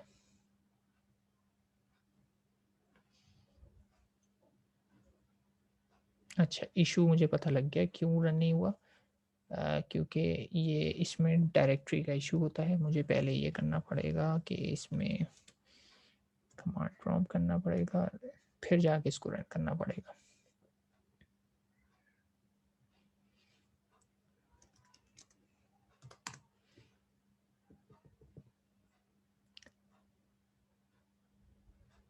ठीक है, होपफुली इसको ये फाइल मिल जाएगी और इस फाइल को रन करके देखते हैं।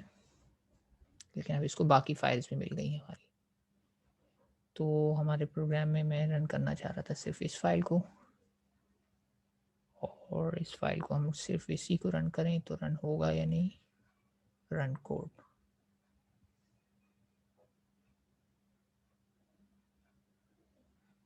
ठीक है, ये रन हो रहा है। मैं आपके लिए आसानी के लिए इसको जूम कर देता हूँ। एंटर नंबर ऑफ सब्जेक्ट्स कहा इसने, देखते हैं ये एरर जनरेट करता है कि नहीं।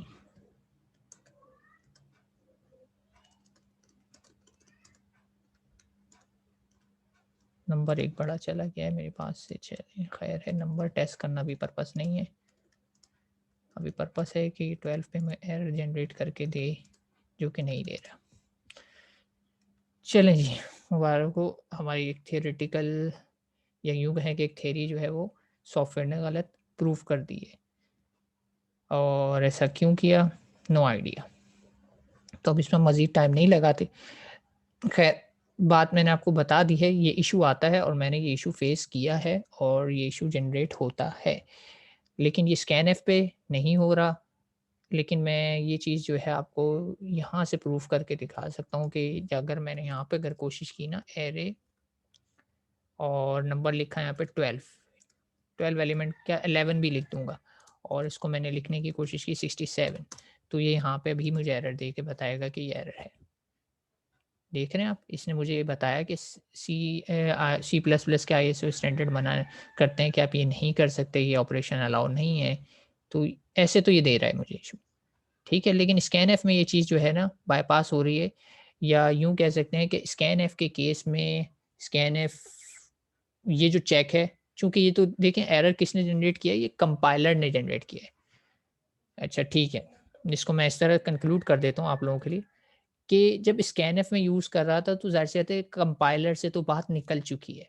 मैंने एक बताई थी ना बात, थोड़ी-सी हमारी एंड पे भी थोड़ी-सी ये समझ लें कि अंडरस्टैंडिंग का ये इश्यू आ गया कि कंपाइल टाइम और run time are different thing, ठीक है। कंपाइल टाइम का मतलब तो ये है कि जब तक कि मेरा कोड जो है रन नहीं हुआ, ठीक है। अभी मैं कंपाइलेशन एरर देख रहा हूँ, और हमने जब बात की थी लैब में भी यही बात की थी कि अगर आपने कोशिश की ओवरराइट करने की बाउंड से आगे तो आपको कंपाइलेशन एरर मिलेंगे, ठीक है? और आप देख रहे हैं कि मिलते हैं। लेकिन जब मैं प्रोग्राम रन हो चुका है, तो बात मेरी कंपाइलेशन से आगे निकल चुकी है, ठीक है? तो आगे निकलने का मतलब ये है कि अब मैं एरर देख ही नहीं सकता, क्योंकि वो जो एरर मैं प्रोड्यूस कर रहा हूँ, वो रन टाइम एरर है और वो रन टाइम बग ऐसा है कि जिसे मेरा मेरा प्रोग्राम आइडेंटिफ़ाई ही नहीं कर सकता, ठीक है? रन टाइम एरर्स ज़्यादा कंटेजियस होते हैं as compare to compile time errors. क्यों? क्योंकि compile time errors are syntactical mistakes, ठीक है? इस बात पे ध्यान रखें, काफ़ी ज़ोर दे रहा हूँ मैं कि कंपाइल टाइम एरर इतने कंटेजियस नहीं होते, क्योंकि वो सिर्फ़ सिंटैक्स की मिस्टेक होती है या कुछ हम ऐसा कर होते हैं जो रूल्स एंड रेगुलेशन के खिलाफ है और कंपाइलर वहीं हमें रोक के बता देता है, भई आप गलत कर रहे हैं, सही कर लें। चूँकि वो हमें बता देते तो हम सही कर लेते। लेकिन रन टाइम एरर जिसे हम एक्चुअली बग कहते हैं, ठीक है? कोड में जो बग आ जाता है हमारा, ठीक है? या किसी भी सॉफ्टवेयर के अंदर बग, ये होते हैं सबसे, कहना चाहिए कि आपकी एक्सट्रीम कह लें या बुरी कैटेगरी। क्योंकि इनको आइडेंटिफ़ाई करना बहुत मुश्किल होता है और आपने देखा कि मैं अपने प्रोग्राम को चला रहा हूँ और प्रोग्राम बिल्कुल परफेक्टली चल रहा है। मेरी नज़र में तो मेरा प्रोग्राम बिल्कुल ओके है, ठीक है? लेकिन उसमें एक रन टाइम बग एग्ज़िस्ट करता है। वो रन टाइम बग क्या है? क्योंकि मैंने सॉफ्टवेयर के अंदर जो लिमिट लगाई थी, वो लगाई थी 10 और वो काम कर रहा है 10 से बड़े नंबर्स पे भी। तो इससे क्या होगा कि जब फ़र्ज़ करें, मैं आपको एक ऐसी एक बात समझा देता हूँ कि जो मैंने ब्लॉक रिज़र्व करवाया था, तो वो मुझे ब्लॉक मिला था यहाँ से लेकर यहाँ तक का, ठीक है? हो सकता है मेरा कोई और प्रोग्राम चल रहा हो, कोई और प्रोग्राम चल रहा हो, उसने भी जब ब्लॉक रिज़र्व करवाया, तो उसको इत्तेफ़ाक से जो ब्लॉक मिला वो बिल्कुल इसके एडजेसेंट वाला मिल गया, यानी इसके बाद ही स्टार्ट हो रहा है, ठीक है? बात को समझिएगा। अब हुआ क्या, इसकी रेंज तो थी, वो इसकी रेंज भई ये थी कि ये जो है मैक्सिमम जो राइट कर सकता है वो यहाँ तक राइट कर सकता है। अच्छा, 1 सेकंड में कलर चेंज कर लेता हूँ। इसकी जो मैक्सिमम अलाउड रेंज थी या वैलिड रेंज थी वो यहाँ तक थी। कि भाई आप यहाँ तक राइट कर सकते हैं। लेकिन अगर मैं इसका साइज़ से बाहर निकला, तो ये जाके कहीं यहाँ पर राइट कर देगा, जो कि इसके बाउंड से बाहर है। तो अगर ये यहाँ पे राइट करेगा, तो इसके लिए तो काम सही हो गया। क्योंकि इसके लिए तो ये है कि starting from here plus 12 elements जो हैं मेरे डेटा का पार्ट हैं, तो इसके लिए तो डेटा ओके है, इस पे कोई फ़र्क नहीं पड़ेगा। लेकिन जब ये अपना डेटा को चेक करेगा, तो इसकी शुरू की 2 फ़ील्ड्स का डेटा जो है वो करप्ट हो चुका है या वो नहीं है जो ये एक्सपेक्ट कर रहा है। क्यों? क्योंकि रन टाइम पे इसकी मेमोरी लोकेशंस को जाके किसी ने चेंज कर दिया। और क्यों चेंज कर पाया? मैंने आपको बात बताई थी कि एरेज़ रेफ़रेंस टाइप होते हैं। रेफ़रेंस टाइप का मतलब क्या है कि चेंजेज़ आपकी मेमोरी लोकेशन पे डायरेक्टली हो रही होती हैं। तो ये जो मैं एरे का साइज़ कह रहा हूँ या एरे की बाउंड्री बता रहा हूँ, ये सिर्फ़ जो है एक लॉजिकल बाउंड्री है। एक्चुअली रैम तो पूरी रैम है। ठीक है? ये जो मैं आपको बॉक्स बना के बता रहा हूँ, ये तो एक लॉजिकल सेपरेशन है कि इस प्रोग्राम ने इतनी मेमोरी ली, इस प्रोग्राम ने इतनी ली। लेकिन प्रोग्राम एक मरतबा जब मेमोरी में चला जाता है, उसके लिए कोई बाउंड्री नहीं है। वो बाउंड्री से बाहर निकल सकता है और वही हो रहा था यहाँ पर कि मेरा प्रोग्राम अपनी एलोकेटेड मेमोरी से बाहर जा रहा था, उससे उसके बिहेवियर पे तो कोई फ़र्क नहीं आया। लेकिन अगर मैंने बताया जैसे कि सिनेरियो कि इसके साथ अगर कोई प्रोग्राम का डेटा है, तो उसका डेटा करप्ट हो जाएगा। और वो डेटा करप्ट होने की सूरत में ज़ाहिर-सी बात है कि आपका एक प्रोग्राम तो सही चल रहा है, लेकिन दूसरे प्रोग्राम माल फंक्शन कर सकते हैं। ठीक है? तो इस प्रोग्राम में बात क्या थी कि मेरे पास कोई कंपाइलेशन एरर नहीं था, बल्कि रन टाइम एरर था और रन टाइम एरर डायग्नोज़ करने का कोई तरीका नहीं होता। Run time errors are bug और इसको ट्रबल शूट करना बहुत मुश्किल होता है और जैसा कि आपने देखा, मुझे भी अभी इसको ट्रबल शूट करने में थोड़ा-सा टाइम लग गया, क्योंकि मैं इसको कंपाइलेशन के व्यू पॉइंट से देख रहा था। लेकिन एक्चुअली वो जनरेट हो रहा था रन टाइम पे। तो कंपाइलेशन तो पकड़ा जाता है, जैसे कि मैंने बताया, ये अलाउ नहीं था, पकड़ा गया। ठीक, तो इस पे काफ़ी हमने एम्फसाइज़ कर दिया, क्योंकि इसमें एक हमारे पास अनएक्सपेक्टेड सी सिचुएशन आ गई थी। लेकिन आपने देखा कि कंपाइलर के पास गलती होना एक बेहतर चीज़ है। कंपाइलेशन एरर आना बुरी बात नहीं है, कंपाइलेशन एरर आना अच्छी बात है। ठीक है? कंपाइलेशन के जो एरर हैं, वो मुझे आगे लॉजिकल एरर से बचाते हैं। लेकिन लॉजिकल एरर आ जाना जो है, लॉजिक का मतलब ये है कि आपकी लॉजिक में ही मसला है। तो लॉजिक में मसला होने का मतलब ये है कि उसको रिज़ॉल्व करना जो है आपकी ज़िम्मेदारी है, कंपाइलर की ज़िम्मेदारी नहीं है। तो वो मैं ही सॉल्व कर सकता हूँ और वो मैं सॉल्व कैसे कर सकता हूँ? या तो मैं शुरू में यूज़र को मैसेज दे दूँ कि भई ये प्रोग्राम जो है मैक्सिमम 10 एलिमेंट के लिए काम करता है, या जब यूज़र यहाँ पे n एंटर करे, मैं यहाँ पे कंडीशन लगा के चेक कर लूँ कि अगर n की वैल्यू मेरे दिए हुए साइज़ से ज़्यादा है तो मैं उसको कहूँ कि ये प्रोग्राम सही काम नहीं करेगा। कुछ भी ऐसा मैसेज देकर यूज़र को रिस्ट्रिक्ट करूँ कि वो लॉजिकल बाउंड्रीज़ में ही रहे, ठीक है? तो मैं यूज़र को रिस्ट्रिक्ट करूँ कि वो लॉजिकल बाउंड्रीज़ में ही रहे। तो इस प्रोग्राम को मैं इस तरीके से मोर एफिशिएंट बना सकता हूँ कि यहाँ पे एन के बाद यूज़र चेक कर लूँ, यानी डू व्हाइल लगा दूँ एक तरीके से। वही बात, यूज़र जब तक नंबर 10 के अंदर एंटर ना करे, रेंज 10 से बड़ा करे, तो मैं उसको कहूँ दोबारा एंटर करो, दोबारा एंटर करो, दोबारा एंटर। तो इस तरीके से मैं अपने प्रोग्राम को मोर रोबस्ट बना सकता हूँ बाय यूजिंग कहना चाहिए कि चेक लगा सकता हूँ एक। अब वो डू व्हाइल से भी लगाया जा सकता है, इफ एल्स से भी लगाया जा सकता है। ठीक है, तो इस प्रोग्राम पे हमारा काफ़ी टाइम लग गया, जितना मैं एक्सपेक्ट नहीं कर रहा था। लेकिन टाइम लगने के पीछे वजह ये आ गई कि हमने एक वो चीज़ सीखी जो कोर्स के स्कोप से बाहर थी, जो रियल सिनेरियो था, जो प्रॉब्लम आप लोगों को आ सकती है।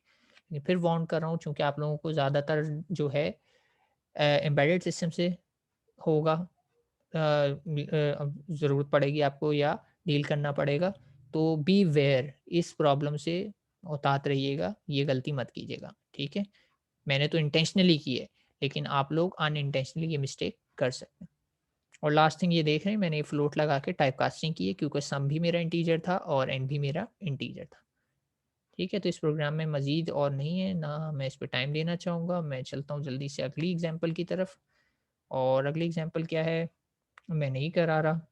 Programme to calculate and store Fibonacci. Fibonacci से आप अच्छे से फ़ेमिलियर हैं।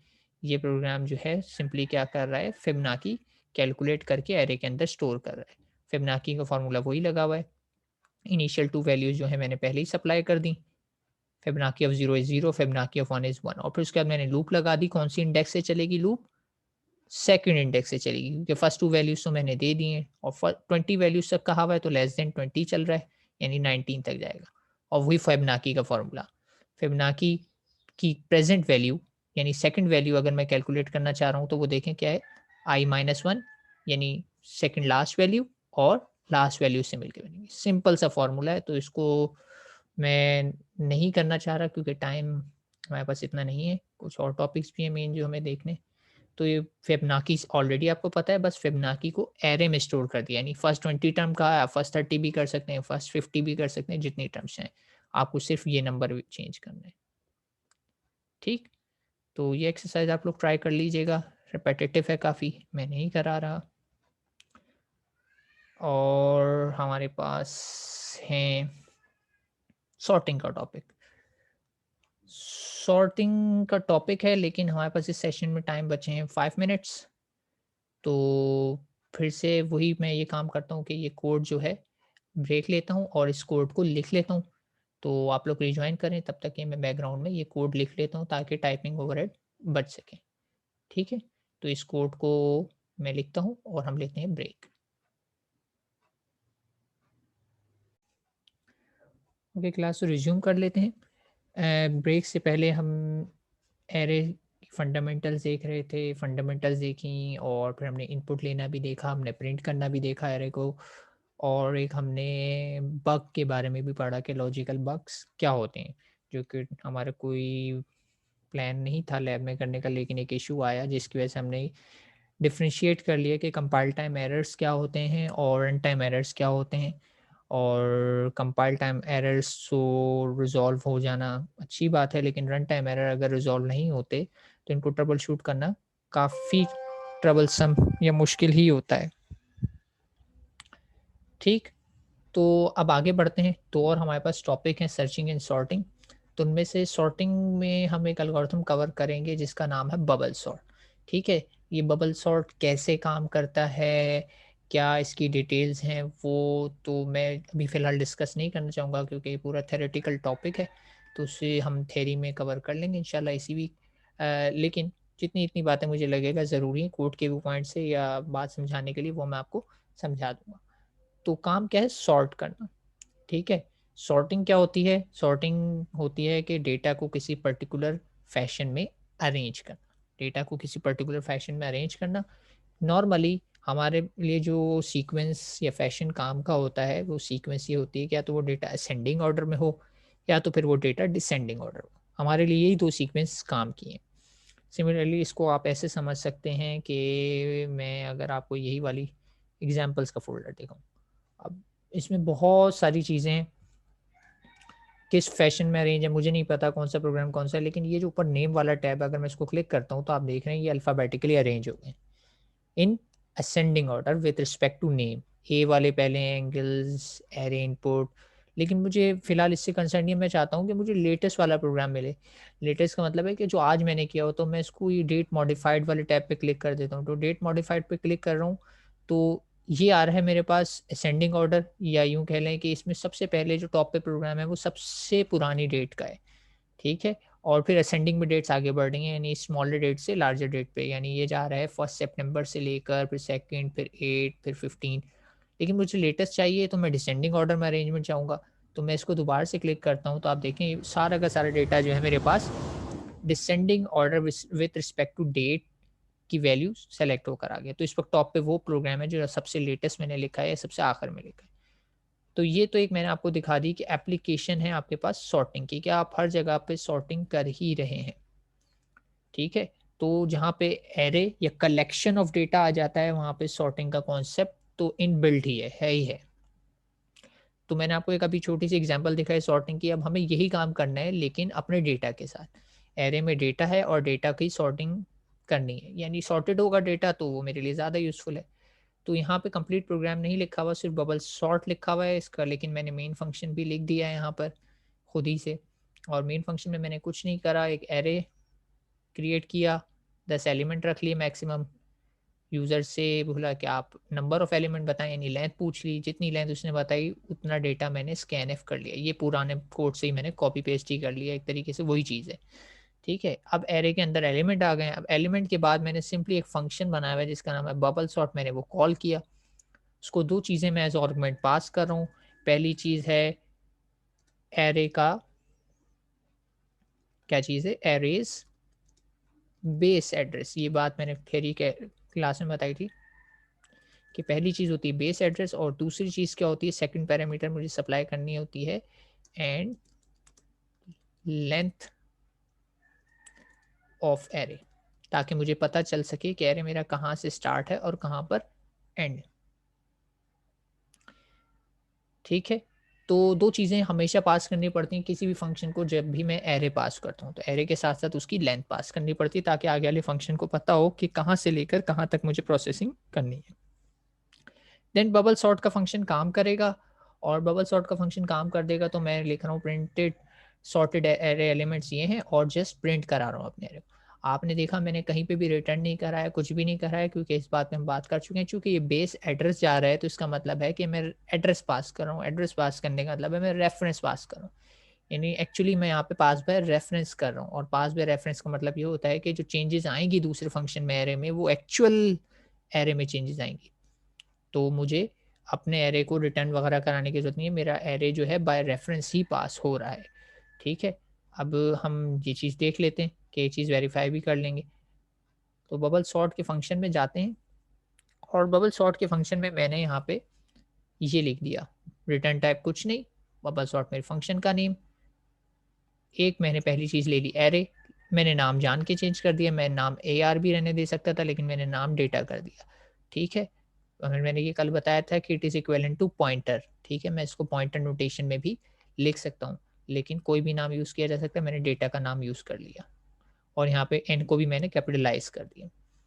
उसके बाद सिंपली मैंने यही जो कोड लिखा हुआ है आपका ये, यहाँ पे कॉपी कर दिया, वेरिएबल्स के नाम चेंज हुए में, मैंने आई की लूप लगा ली और आई की लूप 0 से एन तक चल रही है, अंडरस्टूड सी बात है, सारे एलिमेंट पे चलेगी।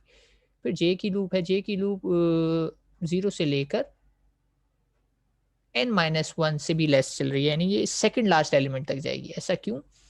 क्योंकि इसकी मिसाल मैं आपको ऐसे देता हूँ कि अगर आपके पास से 10 एलिमेंट हैं, तो 10 में से अगर आपने 9 को सॉर्ट कर लिया है तो अंडरस्टूड सी बात है कि जो रिमेनिंग लास्ट एलिमेंट है वो भी ऑलरेडी सॉर्टेड है। तो इसका मतलब ये है कि जब भी मैं अरेंज कर रहा होता हूँ तो मुझे जितने एलिमेंट है उससे एक कम ही सॉर्टिंग करनी होती है, क्योंकि जब मैं रिमेनिंग्स को सॉर्ट कर लूँगा तो जो लास्ट बचा एलिमेंट है वो भी ऑलरेडी खुद ब खुद सॉर्ट हो जाएगा। तो इसलिए यहाँ पे मैंने सेकंड लास्ट एलिमेंट तक चलाया है। इसको मैं और इम्प्रूव कर सकता हूँ लेकिन वो इम्प्रूवमेंट की बात मैं अभी नहीं बताऊँगा। लेकिन अगर मैं यहाँ पे आई का फैक्टर लगा दूँ तो ये एल्गोरिथम तब भी काम करेगा, लेकिन चलें अभी रहने देते हैं।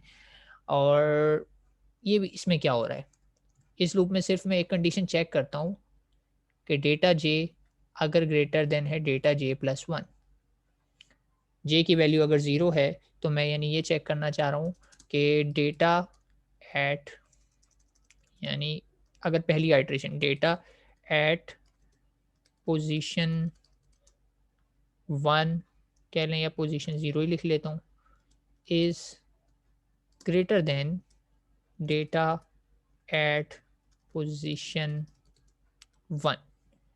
यानी अगर मैं देखता हूँ कि मेरा जो पहले आने वाला डेटा, क्योंकि मैं असेंडिंग में अरेंज करना चाह रहा हूँ, तो अगर पहली पोजीशन पे यानी पहले वो डेटा मौजूद है जो बड़ा है बाद में आने वाले डेटा से, तो इसका मतलब है वो अपनी सही प्लेस पर नहीं है।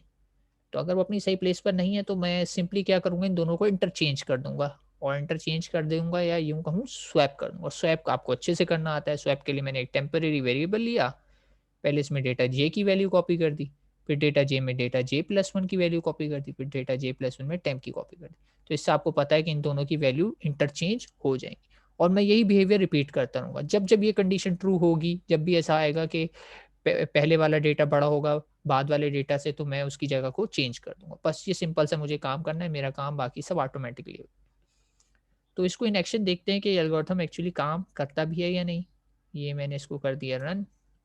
एंटर नंबर ऑफ एलिमेंट, आपको पता है मैं मैक्सिमम 10 दे सकता हूँ, लेकिन मैं सिर्फ 5 ही दूंगा क्योंकि हम ज़्यादा टाइम नहीं लगा सकते। पहला एलिमेंट मैंने 7 दिया जो कि बड़ा है, दूसरा 8 दिया जो कि बड़ा है, और फिर उसके बाद मैंने 66 दे दिया जो कि बड़ा है, 0 दे दिया। ठीक है, मैं इसको नेगेटिव नंबर भी दे देता हूँ।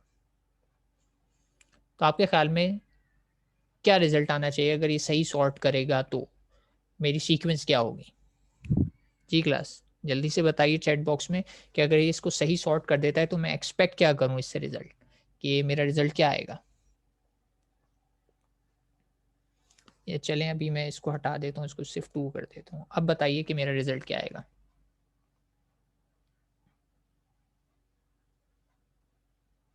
सीक्वेंस क्या आएगी, पूरे पांचों नंबर की सीक्वेंस बताएं मुझे। ठीक है, एक्सपेक्टेड मेरा रिजल्ट यही है, देख लेते हैं क्या यही आ रहा है। तो देखा जाए तो मेरा रिजल्ट यही आ रहा है। मैंने कॉलम वाइज प्रिंट कराया हुआ, लाइन चेंज करी हुई थी तो 0 2 जान के कॉलम वाइज कराया, क्योंकि अलग अलग डिजिट्स हो सकते हैं, किसी में किसी में 2, तो आप विजुलाइज कर सकें। तो 0 2 7 8 66, तो इसका मतलब ये मेरा प्रोग्राम जो है सही काम करता है। ये नेगेटिव नंबर के लिए भी काम करेगा, ये पॉजिटिव के लिए भी काम करेगा। क्यों? क्योंकि मैंने जो डेटा टाइप यहाँ पे लिखी है वो है इंटीजर। और आपने देखा कि डेटा मैंने सॉर्ट इस फंक्शन में किया, लेकिन प्रिंट मैं मेन फंक्शन में कर रहा हूँ, और मेरा डेटा का ऑर्डर मेन फंक्शन में चेंज हो रहा है। तो ये बात भी प्रूव हो गई कि ये पास बाय रेफरेंस होता है, जो भी चेंजेस मैं इस फंक्शन में करूंगा वो उस फंक्शन में ऑटोमेटिकली आ जाएंगे। अब रही बात ये वाली कि मैं कहता हूँ यहाँ पे मैं माइनस आई का फैक्टर भी रख दूँ तब भी ये सही काम करता है। तो इस पे मैं बात तो ज़्यादा थ्योरी में करूँगा, एनिमेशंस के थ्रू कि कैसे होगा, लेकिन यहाँ रन करके बात वेरीफाई कर लेते हैं। अगर अभी भी इसने सही रिजल्ट दिया तो ये सही है। मैं डेटा एलिमेंट बढ़ा के 7 कर देता हूँ, 89 65 27। देखिए मैं डिसेंडिंग में सॉर्ट ऑफ दे रहा हूँ, एक नेगेटिव वैल्यू दे दी मैंने, 0 भी दे दिया इसको, और 2 भी दे दिया मैंने इसको, और 3 डिजिट वैल्यू भी दे दी मैंने इसको, 4 डिजिट। तो sorted element still in order है, -34 सबसे छोटा है, फिर 0 है, फिर 2 है, 27 65 89 एंड 555। तो ये स्टिल काम कर रहा है।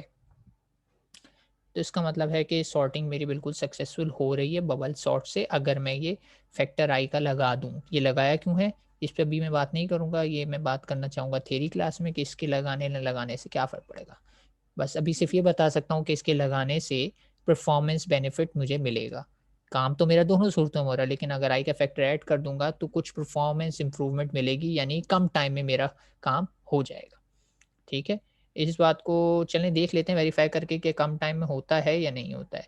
मैं इसको रन करता हूँ, वही सेम डेटा देता हूँ 5, और कोई भी डेटा दे देता हूँ, और 5 4 3 2 1 देखते हैं कितना टाइम ले रहा है।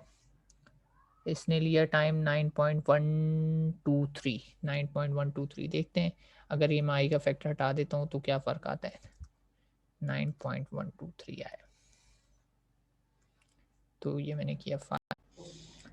अच्छा, तो डिस्कनेक्ट हो गया था, वापस रिज्यूम कर लेते हैं। बात मैं ये कर रहा था कि इस प्रोग्राम को हम रन करते हैं फॉर सिमिलर डेटा 5 4 3 2 1।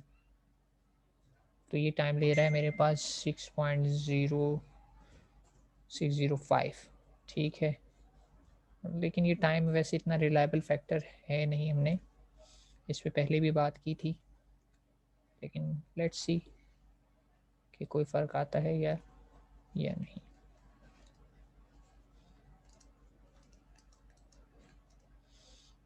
ठीक है, अपेरेंटली देखने में ये आ रहा है कि प्रोग्राम को मैंने कोशिश की कि मैं उसी रफ्तार से एग्जीक्यूट करने की कोशिश करूं, यानी मेरे डेटा को उतनी ही डिफरेंस से जल्दी जल्दी एंटर करने की कोशिश की।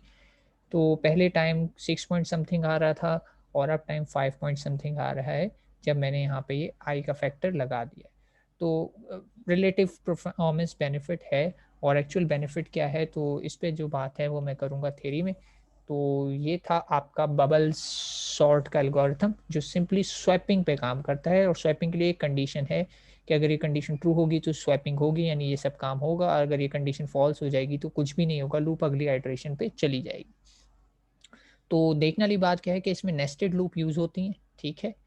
सॉर्टिंग के लिए हमेशा आपके पास इसमें नेस्टेड लूप यानी 2 लूप्स यूज़ होती हैं, ठीक है। ये बात ध्यान रखिएगा। देखने वाली बात सिर्फ ये है कि बबल सॉर्ट इम्प्लीमेंट करने के लिए मैंने 2 लूप लगाई हैं, ठीक है। और ये लूप्स 2 क्यों हैं, क्या काम कर रही हैं, इसको हम मोर एम्फेसाइज करेंगे ऑन इन थियरी कि आउटर लूप क्या काम कर रही है यहाँ पे और इनर लूप क्या काम कर रही है। सही। तो आगे बढ़ते हैं, लैब में आखिरी हमारे टॉपिक बचा है, इसको जल्दी से हम कंक्लूड करते हैं और लैब फिर वाइंड अप कर देंगे, क्योंकि काफ़ी लंबी लैब हो गई, आप भी हो सकता है एग्जॉस्ट होगा। अच्छा, एक प्रोग्राम है इसमें लीनियर सर्च का, ठीक है। लीनियर सर्च का प्रोग्राम क्या करता है कि ये प्रोग्राम वही है जो कल लैब में मैंने आपको थोड़ा सा समझाया था। नहीं, कल की लैब में नहीं समझाया, लेकिन इससे मिलता जुलता एक प्रोग्राम समझाया था। सर्चिंग का काम क्या होता है कि सर्चिंग इज़ लाइक कि अगर मैं आपको समझाऊँ कि अब इसमें मेरे पास बहुत सारी फाइल्स हैं, मैं किसी पर्टिकुलर फाइल को सर्च करना चाहता हूँ, उससे मुझे दिखाई नहीं दे रही या कहीं नीचे है, मैं इधर से लिख लेता हूँ स्विच।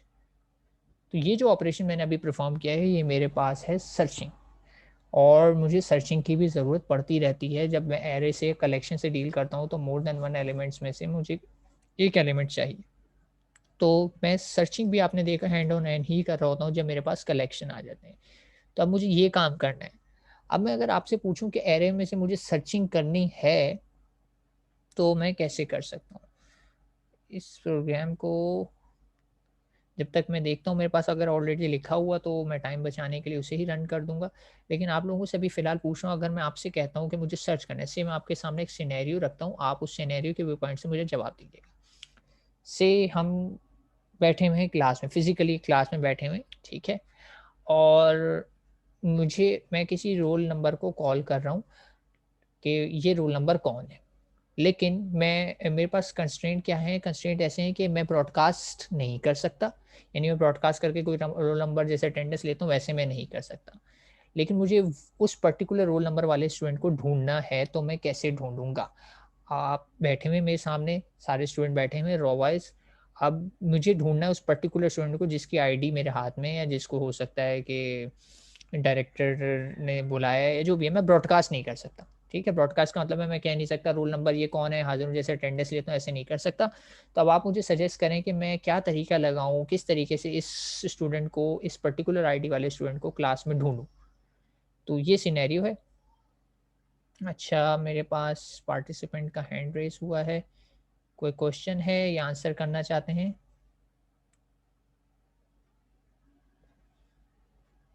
चलिए, जब तक आप चैट बॉक्स में आंसर कीजिए, मैं देखता हूँ कि मेरे पास ऑलरेडी एग्जिस्टिंग एक्सरसाइजेज में अगर ये कोड मिल जाता है तो फिर हमारे पास लिखने का टाइम बच जाएगा। लीनियर सर्च है ना ये, तो मैं देख लेता हूँ।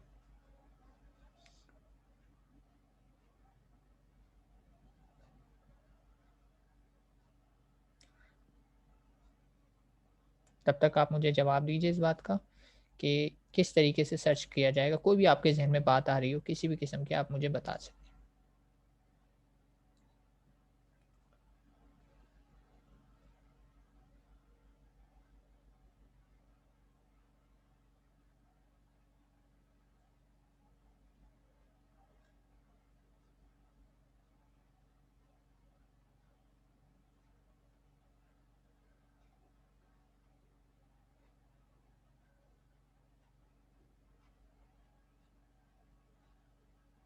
जी क्लास।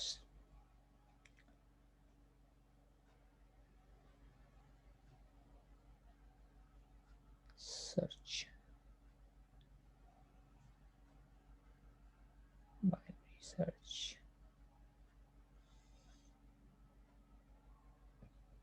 एनी आइडिया मैं कैसे इसे सर्च करूँगा?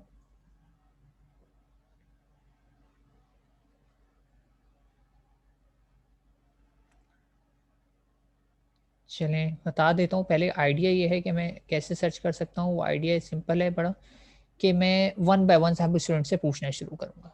स्टार्टिंग फ्रॉम द वन जो सबसे आगे बैठा हुआ है, ठीक है? मैं उससे पूछूँगा कि भई ये रोल नंबर आपका है?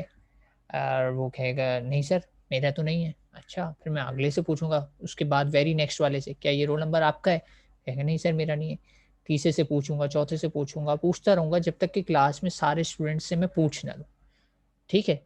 तो अब 2 पॉसिबिलिटीज़ हो सकती हैं कि क्लास में सारे स्टूडेंट में से मैं पूछ रहा था, मुझे कहीं पे भी इन बिटवीन हो सकता है वो नंबर मैच मिल जाए, तो ये है मेरा सक्सेस का केस। यानी सक्सेस क्राइटेरिया हो गया कि वो रिज़ल्ट जो मैं ढूँढ रहा था वो मुझे अपने डेटा सेट के अंदर या क्लास के अंदर कलेक्शन में मिल गया। तो ये तो है सक्सेस। लेकिन ये भी हो सकता है कि वो स्टूडेंट एब्सेंट हो आज, ठीक है? जब मैं ढूँढ रहा था तो मैं हो सकता है सारे स्टूडेंट चेक कर लूँ और मुझे वो रिज़ल्ट ना मिले, तो ये होता है सक्सेस का रिज़ल्ट का फेलियर। ठीक है? सक्सेस के रिज़ल्ट का फेलियर भी होता है। यानी सक्सेस के एल्गोरिथम के हमेशा 2 रिज़ल्ट आते हैं, या तो डेटा फाउंड आता है या डेटा नॉट फाउंड आता है। यानी डेटा अगर एक्जिस्टिंग डेटा सेट के अंदर है तो फाउंड, और अगर नहीं है तो नॉट फाउंड आएगा। ठीक? तो इस एग्ज़ाम्पल को मैंने आपको वैसे समझा दिया। अभी थोड़ी-सी टाइम जो है फिर से मेरे पास एंड की तरफ जा रहा है, तो मैं इस एग्ज़ाम्पल को कोशिश करता हूँ यहीं समझा दूँ बात। रन करके नहीं दिखा रहा, आप लोग ट्राई कर लीजिएगा। इसमें मैंने एक सिंपली एरे लिया है 100 का, एंटर नंबर ऑफ एलिमेंट्स, आपको पता है स्कैन हो गए, सब कुछ हो गया, स्कैन ये कर लिया, और उसके बाद मैंने सिंपली क्या किया कि यूज़र से पूछा कि अब आप बताएँ कौन सा एलिमेंट सर्च करना चाहते हैं, ठीक है? एरे में तो है या नहीं है वो एक और बात है, लेकिन यूज़र से मैंने अलग से पूछा कि आप मुझे बताएँ कौन से डेटा को आप सर्च करना चाह रहे हैं, और वो भी मैंने उससे इनपुट ले लिया, ठीक? अब मुझे ये इन्फॉर्मेशन जो है अपने सर्चिंग एल्गोरिथम को पास करनी है, या सर्चिंग के फंक्शन को पास करनी है। एरे पास करना है, एरे की लेंथ भी पास करनी है। अच्छा, यहाँ पे फंक्शन बनाया ही नहीं है तो ये तो और आसान हो गया। मैंने डायरेक्टली क्या किया हुआ है, इसी में लूप लगा दी। लूप स्टार्ट होगी 0 से और आखिर तक जाएगी। इसका मतलब क्या हुआ कि मैं एक-एक स्टूडेंट से टेस्ट करूँ, और टेस्ट क्या करना है, मुझे सिंपल इक्वल्स टू का क्राइटेरिया टेस्ट करना है कि सर्च जो एलिमेंट कर रहा हूँ, यानी वो स्टूडेंट आईडी जो मेरे हाथ में है वो किस स्टूडेंट की आईडी से मैच होती है, और एरे के हर एलिमेंट से उसको स्टेप बाय स्टेप कंपेयर करते जाऊँगा। तो ये बड़ा सिंपलेस्ट ब्रूट फोर्स तरीका है कि मैं one by one her element से टेस्ट कराऊँगा। अगर ये कंडीशन ट्रू हो जाती है तो दैट्स इट, मुझे एलिमेंट मिल गया, सर्च फाउंड, मैं मैसेज दे दूँगा कि इस लोकेशन पे मौजूद है, यानी ये व स्टूडेंट जो है ये इस सीट पर बैठा हुआ है बस। और चूँकि मुझे रिज़ल्ट मिल चुका है तो मुझे मज़ीद आगे स्टूडेंट्स को चेक करने की ज़रूरत नहीं है, तो इस वजह से यहाँ पे मैं ब्रेक भी लगा दूँगा। ठीक है? क्योंकि मुझे रिज़ल्ट मिल चुका है तो मैं यहाँ पे लगा दूँगा ब्रेक, मुझे फर्दर आगे जाने की ज़रूरत नहीं है। ठीक है? और फिर वही बात बिल्कुल वैसे ही एट द एंड में ये चेक कर लूँगा कि अगर सी की वैल्यू इंक्रीमेंट होते एन तक पहुँच गई है, तो इसका मतलब ये हो गया कि मेरा डेटा जो है नॉट फाउंड आ गया। ठीक है? अगर ये कंडीशन ट्रू हो जाती है तो इसका मतलब है मैंने सारे के सारे एलिमेंट चेक कर लिए और लूप ब्रेक भी नहीं हुई, और वैल्यू सी की बढ़ते-बढ़ते इक्वल्स टू एन हो गई। इक्वल्स टू एन होने का मतलब यही है कि एलिमेंट एरे के अंदर एग्ज़िस्ट नहीं करता। ठीक है, ये प्रोग्राम मैं रन करके ज़रूर दिखाता, लेकिन थोड़ा-सी टाइम की कमी है तो आप लोग ट्राई कर लीजिएगा। और इतना मुश्किल नहीं है, मुश्किल वाला बबल सॉर्ट था वो मैंने आपको करके बता दिया। सर्चिंग की आइडियोलॉजी भी बहुत सिंपल है और इम्प्लीमेंटेशन भी बहुत सिंपल है।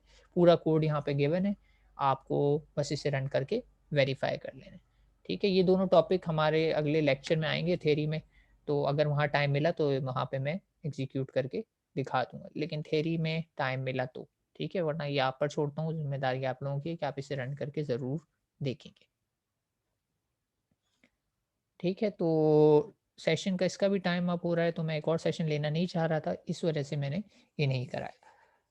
तो लैब टास्क आ गए, अब आपको थोड़ा-सा एक्सप्लेन करना है मुझे टास्क को, इसलिए मैंने थोड़ा टाइम बचा लिया है कि इसमें आपको करना क्या है, तो एक्सप्लेन कर देता हूँ। पहला task, right a programme bubble sort, बिल्कुल वही 1D एरे के लिए करना है, यानी ये जो प्रोग्राम अभी मैंने आपको करके दिखाया, आपने यही करना है, लेकिन सिर्फ चेंजेस क्या हैं, आपको थोड़ी-सी इसमें से अपनी अकल लगानी है और डिसेंडिंग ऑर्डर में करना है। कैसे करना है? डिसेंडिंग में। मैं तो जो एरे रन कर रहा था वो तो असेंडिंग में रिज़ल्ट दे रहा था। आपको उस एल्गोरिथम में कुछ थोड़ी-सी 1-2 चीज़ चेंज होगी जिससे वो पूरा का पूरा डिसेंडिंग ऑर्डर में रिज़ल्ट देना शुरू कर देगा, यानी रिवर्स में काम करना शुरू कर देगा। तो आपको ये करना है चेंज, ठीक है? इंतहाई सिंपल है, कुछ भी नहीं होगा। हार्डली बस आपको अगर कॉमन सेंस रखते हैं तो वो आपने 2-3 मिनट लगाएँगे, काम हो जाएगा। तो बबल सॉर्ट का मैं पूरा कोड वीडियो में दे ही चुका हूँ, तो आप वहीं से देख लेंगे, आइडिया हो जाएगा आपको। दूसरा प्रोग्राम क्या है? Write a program to calculate median of entered array element pass by array to the programmer defined function. अच्छा, इसमें क्या है कि आपको मीडियन कैलकुलेट करनी है, ठीक है? और प्रोग्रामर डिफाइंड फंक्शन भी है इसमें। प्रोग्रामर डिफाइंड फंक्शन क्या है कि एक फंक्शन आपको बताएगा कि मीडियन फाइंड आउट करें। लेकिन यहाँ पे ये कह रहे हैं कि for calculating median first sort the array and then check the total number of elements in array, ठीक है? पहले तो सॉर्ट होना ज़रूरी है एरे का, मीडियन कैलकुलेट करने के लिए। सॉर्टिंग का आपको ऊपर एल्गोरिथम पता लग गया, आप पहले पार्ट वाला ही चीज़ इस्तेमाल कर लेंगे, सॉर्ट हो जाए। लेकिन कह रहे हैं कि अगर न टोटल नंबर ऑफ एलिमेंट्स जो हैं ऑड है फिर तो ठीक है। मीडियन का फ़ॉर्मूला बड़ा सिंपल सा है, वो ये गिवन है, median equals to array n+1 divide by 2, ठीक है? n का मतलब है टोटल जो है इसमें एलिमेंट है वो साइज़ प्लस 1 डिवाइड बाय 2, ये फ़ॉर्मूला है। अगर तो आपके नंबर ऑफ एलिमेंट्स क्या हैं? ऑड हैं। ठीक है? तो मीडियन का फ़ॉर्मूला ये है। लेकिन अगर नंबर ऑफ एलिमेंट इवन है, तो उसमें मिडल एलिमेंट कौन-सा होगा? अगर 10 है, 10 में से अगर मैं आपसे पूछूँ कि मिडल एलिमेंट कौन-सा है, तो आप नहीं बता सकते क्योंकि 5 भी मिडल में आ रहा है, 6 भी मिडल में आ रहा है, दोनों तरफ से। तो उस केस में कह रहे हैं आपको ये 2 वैल्यूज़ कैलकुलेट करनी है, यानी वही वाली बात, जो 5 वाली वैल्यू है वो ये हो जाएगी और 6 वाली वैल्यू ये हो जाएगी। ठीक है? तो आपने ये 2 वैल्यूज़ कैलकुलेट करनी है, n+1 डिवाइड बाय 2 और n+2 डिवाइड बाय 2, और फिर इन दोनों वैल्यूज़ का क्या करना है, इस फ़ॉर्मूले में पुट करना है, तो आपको मिल जाएगा मीडियन। ठीक है? तो आपको ये ध्यान रखना है, सॉर्ट तो करना ही है दोनों सूत्रों में, लेकिन उसके बाद चेक करना है कि एरे के अंदर जो नंबर हैं वो इवन है या ऑड है। ये कैसे पता लग जाएगा? बड़ा आसान है, n हिंट है इसके लिए आपके पास, n से आप अंदाज़ा लगा सकते हैं कि नंबर ऑफ एलिमेंट ऑड हैं या इवन है। सही? तो दोनों केसेज़ होंगे, इफ ऑड हैं तो ऊपर वाला काम करना है, एल्स नीचे वाला काम करना है। ठीक है? इवन के केस में 3 फ़ॉर्मूलाज़ यूज़ होंगे। तो ये टास्क बज़ाहिर लेंथी लग रहा होगा लेकिन है सिंपल, यानी इतना मुश्किल नहीं है, डिस्क्रिप्टिव हो सकता है। टास्क 3 की बात करें तो write a program to fill an array with prime numbers between 1 to n such that each such that element prime 0 contain the first prime number. अच्छा, प्राइम नंबर के फंक्शन आप ऑलरेडी बना चुके हैं, अब आपका काम क्या है कि अगर यूज़र ने एंटर किया से 20, तो आपने 20 तक चेक करना है कितने प्राइम नंबर आते हैं। से 20 तक अगर चेक किया जाए तो मेरे पास आता है, कौन-कौन से प्राइम आते हैं? 2, 3, 5, 7, 11, 13, 17, 19। तो ये जो सबसे पहला वाला आया है वो अपने प्राइम 0 की लोकेशन पे सेव कर देना है, दूसरा वाला आया है वो प्राइम 1 पे, तीसरा प्राइम 3 पे एंड सो ऑन, जितने भी आ जाएँ। डिपेंड करेगा कि यूज़र ने n की वैल्यू क्या एंटर की है। तो प्राइम नंबर का फंक्शन आप ऑलरेडी बना चुके हैं, आपको पता है प्राइम नंबर कैसे कैलकुलेट होगा। आप उसको फंक्शन में कन्वर्ट कर दें, चेक प्राइम। चेक प्राइम से अगर वही वाली बात है प्राइम नंबर आता है तो ट्रू रिटर्न करा लें या 1 रिटर्न करा लें, और अगर प्राइम नंबर नहीं है तो फॉल्स। और जब 1 रिटर्न हो तो आप सिंपली एरे के अंदर उस डेटा को मूव कर दें। Simple is that. ठीक है? तो प्राइम नंबर वाला लॉजिक को इसमें यूज़ करके सिर्फ़ एरे में स्टोर करने हैं prime numbers. Then home task की बात की जाए तो write a program to display index of smallest and largest element in array. ठीक है? ये स्मॉलेस्ट और लार्जेस्ट की हिंट ऐसे है कि कल ही हमने थ्योरी में स्मॉलेस्ट नंबर फाइंड आउट करने वाला एक प्रोग्राम किया है। तो इसकी हिंट आप ले सकते हैं उस कोड से। उस मिनिमम वाला या स्मॉलेस्ट नंबर वाला कोड पूरा गिवन है, लार्जेस्ट वाला आप उसको मॉडिफाई करके खुद लिख लेंगे। तो इसमें मैं ज़्यादा नहीं बता रहा क्योंकि इसका पूरा कोड गिवन है, लेकिन आपको कहा जा रहा है इसके 2 सेपरेट फंक्शन बनाएँगे मिनिमम एंड मैक्सिमम के। तो आपको फंक्शंस बना के करना है, फिर वही कहूँगा आधा कोड इसका आपका गिवन है लेक्चर्स में, थ्योरी के लेक्चर्स में। Then write a program to which take user defined array as input and access array element using pointer. अच्छा, इसमें क्या कह रहे हैं कि आप एरे को इनपुट लें लेकिन डिस्प्ले कराते वक्त आप पॉइंटर नोटेशन यूज़ करें। जो मैंने आपको डिफरेंस बताया था ना कल थ्योरी लेक्चर में कि पॉइंटर और एरे में एक बुनियादी सा कोरिलेशन है, सिंटैक्स का फ़र्क है। तो कह रहे हैं आप पॉइंटर का सिंटैक्स यूज़ करके एरे को प्रिंट कराएँ, लेकिन एरे की वैल्यूज़ को प्रिंट कराने से पहले मल्टीप्लाई बाय 10 कर दें बस। यानी अगर वैल्यूज़ एंटर की गई हैं 1, 2, 3, 4, 5, 6, 7, 8, 9, 10, तो पॉइंटर से जब प्रिंट कराएँगे तो रिज़ल्ट आएगा 10, 20, 30, 40, 50, 60, 70 एंड 100। ये फ़र्क आएगा, बस पॉइंटर नोटेशन यूज़ करनी है। और लास्ट प्रोग्राम वो जो मैंने अभी नहीं कराया आपको वही है कि आपको लीनियर सर्च का प्रोग्राम फंक्शन से करना है। ठीक है? ऊपर तो मेन फंक्शन में बना हुआ था ना जो अभी मैंने समझाया है, आपको फंक्शन बना के करना है। तो ये भी क्वाइट ईज़ी है, बस इसको कोड को गिवन है पूरे के पूरे को आप फंक्शन में कन्वर्ट कर दें, तो ये सॉल्व हो जाएगा। टास्क फिर कह रहा हूँ डिस्क्रिप्टिव है क्योंकि अब हमारी लैब थोड़ी डिफ़िकल्ट होती जा रही है, तो डिस्क्रिप्टिव होंगे, लेकिन इतने डिफ़िकल्ट नहीं। तो that's it from my side. तो लैब मेरी तरफ से इतनी ही थी। अगर आपको कोई क्यूरी है तो आप पूछ लें वरना हम कंक्लूड करते हैं।